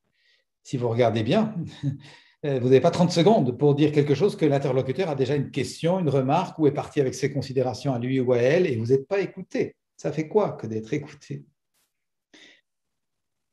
Si ça a nourri en vous le besoin, évidemment, d'être écouté, mais le besoin d'être reconnu, le besoin de sentir votre place, d'avoir votre place, votre besoin d'appartenance et de lien, votre besoin de considération, de respect, d'estime peut-être, eh bien, vous avez une clé pour la vie quotidienne. Vous demandez de l'écoute. Dites à l'autre, j'aimerais te partager quelque chose, je me comprends mieux, je me sens mieux si je suis écouté. Et faites 2 précisions, parce que j'ai oublié un besoin important quand on est écouté, peut-être vous l'aurez perçu, c'est que quand je parle à haute voix devant quelqu'un qui m'écoute, je me comprends mieux. Je clarifie ce qui se passe en moi. Mon discernement s'élargit parce que je tire les choses du sac. Et donc, il m'apparaît ce dont j'ai besoin, ce que je veux garder, ce que je veux traiter, et il m'apparaît ce qui est au fond accessoire, peut-être même futile ça permet vraiment de faire un tri. Notez bien que c'est ça qu'on va faire en thérapie. On va parler devant quelqu'un qui écoute. Le thérapeute n'est pas là pour donner des conseils, ce n'est pas son boulot. Un thérapeute ne donne pas de conseils. Un thérapeute apporte un cadre d'écoute sécurisant dans lequel je sens que je peux descendre à l'intérieur de moi-même pour trouver par moi-même mes solutions. Si vous avez trouvé effectivement que c'était éclairant, vous avez une clé pour la vie quotidienne. Et je vous invite à faire des précisions claires, assez souvent sans entrer dans une querelle de genre, mais le soir, lorsqu'il y a retrouvailles du couple, assez souvent, la conjointe dit à l'autre, au conjoint, j'aimerais te partager quelque chose. Ce que l'autre, et donc j'aimerais que tu m'écoutes. L'autre entend, j'aimerais que tu m'aides à résoudre des problèmes que je n'ai pas réussi à résoudre tout seul. C'est ça que l'autre entend par habitude. Donc faites des demandes claires, j'aimerais te partager quelque chose, j'adorerais que tu puisses m'écouter. Je vais tout résoudre moi-même, mais je me comprends mieux et je discerne mieux quand j'ai dit les choses devant quelqu'un qui écoute. Donc, serais-tu d'accord de m'écouter sans rien faire, ni conseil, ni solution? Et, j'ajoute, ça prendra 6 ou 7 minutes. Vous faites 2 clarifications essentielles pour obtenir l'écoute que vous voulez. Il n'y a rien à faire. Parce que l'autre, il a bossé toute la journée, il a résolu plein de problèmes, il n'a pas envie de retrouver des problèmes à la maison. Donc, vous dégagez toute responsabilité et vous indiquez que ça ne va pas prendre la nuit. Et donc, vous donnez un espace où l'autre peut se dire, ah ben, 5 minutes ou 6 minutes d'écoute, ok, je suis disponible pour ça. Dans le chat, il y avait un mot, oui, mais que faire quand le conjoint n'écoute pas? Ben, il n'écoute pas parce qu'il croit qu'il doit résoudre des problèmes et que ça va prendre des heures. Donc, vous faites 2 précisions. Je n'ai pas besoin de solution, juste une écoute et ça va prendre 5 ou 10 minutes. J'ai pu voir des choses pivoter considérablement grâce à ces précisions. C'était le 3e axe, comment je me sens lorsque je suis écouté. Le bénéfice aussi, c'est que si vous avez perçu que c'est bénéfique d'être écouté sans être interrompu, que ça vous permet de discerner plus clairement ce qui se passe en vous, qu'il y a un espace pour que vos intelligences intérieures, intimes, intelligence émotionnelle, intelligence relationnelle fonctionnent et vous permettent de faire des liens pertinents ou de défaire des liens impertinents, eh bien, vous savez que lorsque quelqu'un arrivera avec une difficulté, le plus grand cadeau que vous puissiez lui faire, c'est l'écouter sans l'aider, juste l'écouter. Écouter sans aider, aider pour rejoindre l'autre. Si jamais l'autre vous demande de l'aide, alors éventuellement vous l'aidez, mais d'abord bien écouter, parce que vous verrez que la personne assez souvent dit, tiens, je vois plus clairement, merci de ton écoute. Et bien voilà, vous rendez cette personne autonome. Si vous donnez un conseil à quelqu'un, vous l'aidez une fois. Si vous l'écoutez, vous l'aidez pour toujours, puisqu'il aura appris à sonder à l'intérieur de soi, pour paraphraser la formule du poisson et de la pêche que vous connaissez. 4e axe du radar, c'est moi qui écoute l'autre. Comment je me sens lorsque j'écoute l'autre pendant 2 minutes, 1 minute et demie, sans me sentir la moindre obligation de faire, de conseiller, de consoler, d'interagir. Juste écouter. Est-ce possible pour moi d'être juste dans une disposition de cœur, de présence et d'attention? Si vous avez goûté un bénéfice à ce moment-là, vous avez aussi une clé pour la vie quotidienne. Apportez de l'écoute autour de vous. Vous verrez combien tant de choses se résolvent simplement parce qu'elles sont bien écoutées. Rappelez-vous que nos malentendus sont des mal écoutés. Vous avez déjà une clé pour résoudre beaucoup de malentendus. Alors, je vous propose de tirer le bénéfice de notre exercice en notant au tableau les... Là-dessus, j'en ai perdu mon feutre. Bon, je ne sais pas où je l'ai mis. J'avais un feutre rouge qui a disparu. Je vais prendre un file, voilà, je le retrouve.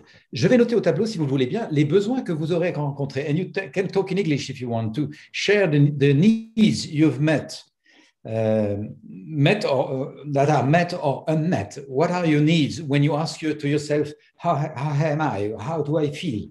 What are your needs? Fulfilled or not fulfilled? And I will take note of that so we can just figure out what happens when we take this little moment for auto-empathy, to self-empathy. Qu'est-ce que ça fait que de s'écouter? Et si vous pouvez donner, voilà, vous pouvez donner des mots. Vous pouvez donner, si vous pouvez les transmettre. Voilà, vous pouvez les écrire ou les dire oralement. Apaiser. Apaisement, donc. Plaisir, bien-être, joli hein, en même temps. Bien-être. Reconnaissance. Ah, reconnaissance, oui. Sérénité. Sérénité. Éclaircissement. Ça va vite. Joie. Joie. Respect. Respect. Soulagement. Soulagement. Appartenance. Enrichissement. Espoir. Espoir, ah oui. Sécurité, accomplissement, bienveillance. Ouh là là, aide-moi, Anne. Envie. Libération. Il y a libération qui était passée. Libération. Envie. Liberté, je crois que tu l'avais vu déjà. Gratitude, enthousiasme, action. Gratitude. Enthousiasme. Action. Mouvement. Mouvement. English people, don't hesitate. Énergie. Mindfulness, chez cette. Mindfulness, pleine conscience. Conscience, ouais. Centré.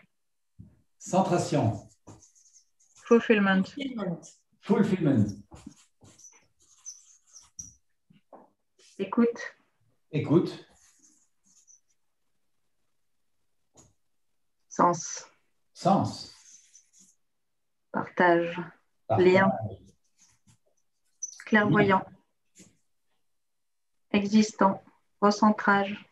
Recentrage. Harmonie. Harmonie. Appartenance. Appartenance, nous l'avions déjà. On l'a peut-être déjà, oui. Existence, je vois, je ne l'ai pas noté. Partage. Ouais, déjà, je crois.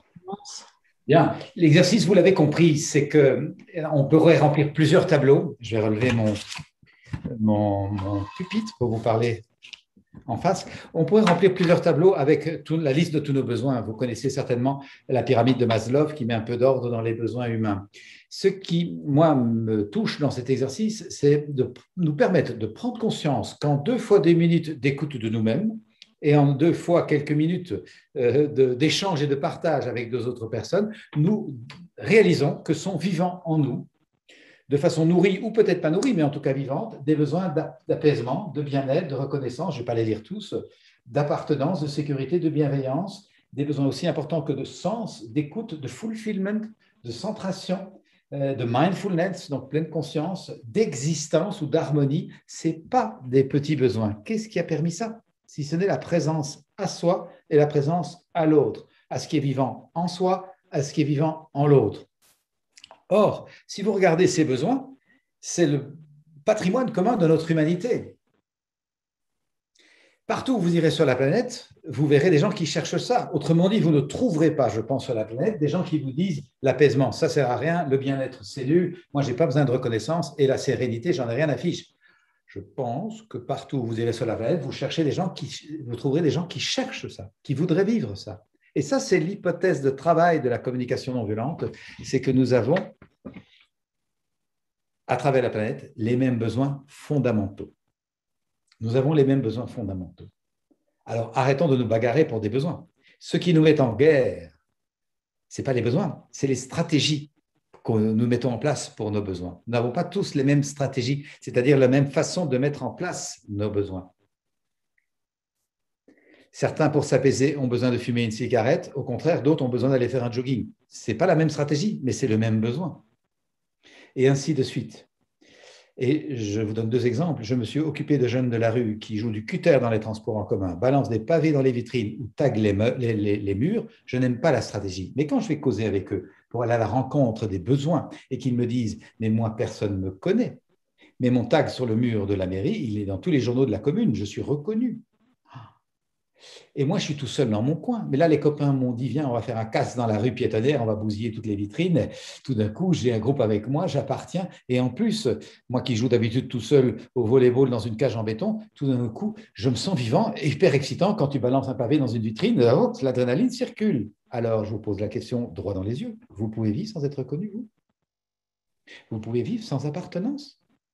Et est-ce que vous pouvez vivre sans vous sentir vivant et que chacune de vos cellules soit vivante ? Moi, pas. Hein. Pas une minute. J'ai les mêmes besoins que ces gamins-là. J'ai juste eu la chance d'avoir de bons parents présents, bienveillants, en appartenance soutenante, qui m'a permis de vivre mes besoins dans le respect tant de moi que des autres et de la nature et des choses publiques. J'ai eu cette chance. Pas tout le monde a cette chance. Nous avons donc absolument besoin de prendre conscience de nos besoins. Autre exemple. Il y a quelques années, j'animais une journée de travail avec des équipes de la Croix-Rouge. Ils avaient recueilli, notamment dans le Proche-Orient, des jeunes qui étaient embarqués dans les camps d'entraînement pour le terrorisme. Et systématiquement, ces jeunes, en ayant réalisé dans quoi ils étaient embarqués au final, et qui revenaient donc à la vie normale via les filières de la Croix-Rouge, témoignaient que ce qui les avait embarqués là-dedans, vous l'aurez sans doute bien compris, reconnaissance, appartenance et sens. Dans ma banlieue, je suis personne, personne ne me connaît, j'ai aucun espoir autre que le chômage à vie, et ma vie est plate à mourir. Et tout d'un coup, on me dit, t'es un frère, t'es une sœur, t'as une famille. Et puis voilà une mission, et une mission sacrée. Waouh, j'embarque. Hein. Qu'est-ce que vous voulez? Nous avons les mêmes besoins, sentir que notre vie a du sens, que l'on peut être soutenu en appartenance et aimé, reconnu. Ce sont nos besoins fondamentaux. Vous voyez que la connaissance de soi permet de comprendre et de respecter l'autre et d'instaurer une nouvelle façon d'être en lien, non plus par des rapports de force, opposition, rejet, mais intégration, inclusion, appartenance. Et ça, c'est vraiment le fil rouge de notre existence. Dans toutes mes interventions, je propose de faire ce petit dessin extrêmement simple. Voilà.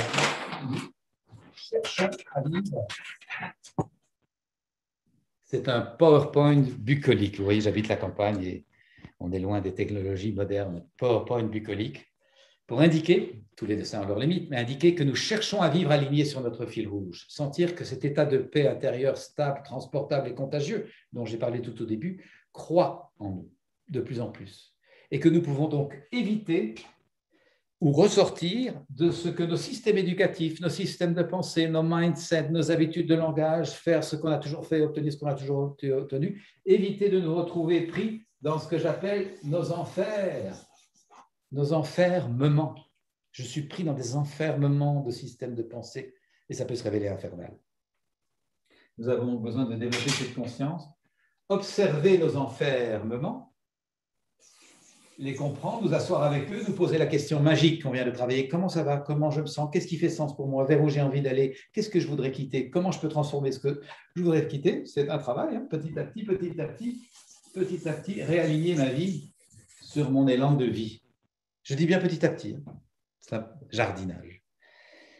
Voilà le bénéfice de ce travail sur soi dont je pense que vous aurez perçu la dimension citoyenne par les temps qui courent. Je souhaite que nous soyons de plus en plus responsables de ce que nous vivons et à même de mettre au monde le trésor qui est en chacun de nous. J'ai acquis cette conviction depuis que je m'occupe de gamins de la rue, qu'il y a un trésor dans le cœur de chaque être humain et que malheureusement, il est souvent enroulé dans les bandelettes avec lesquelles on mettait les pharaons dans les tombeaux.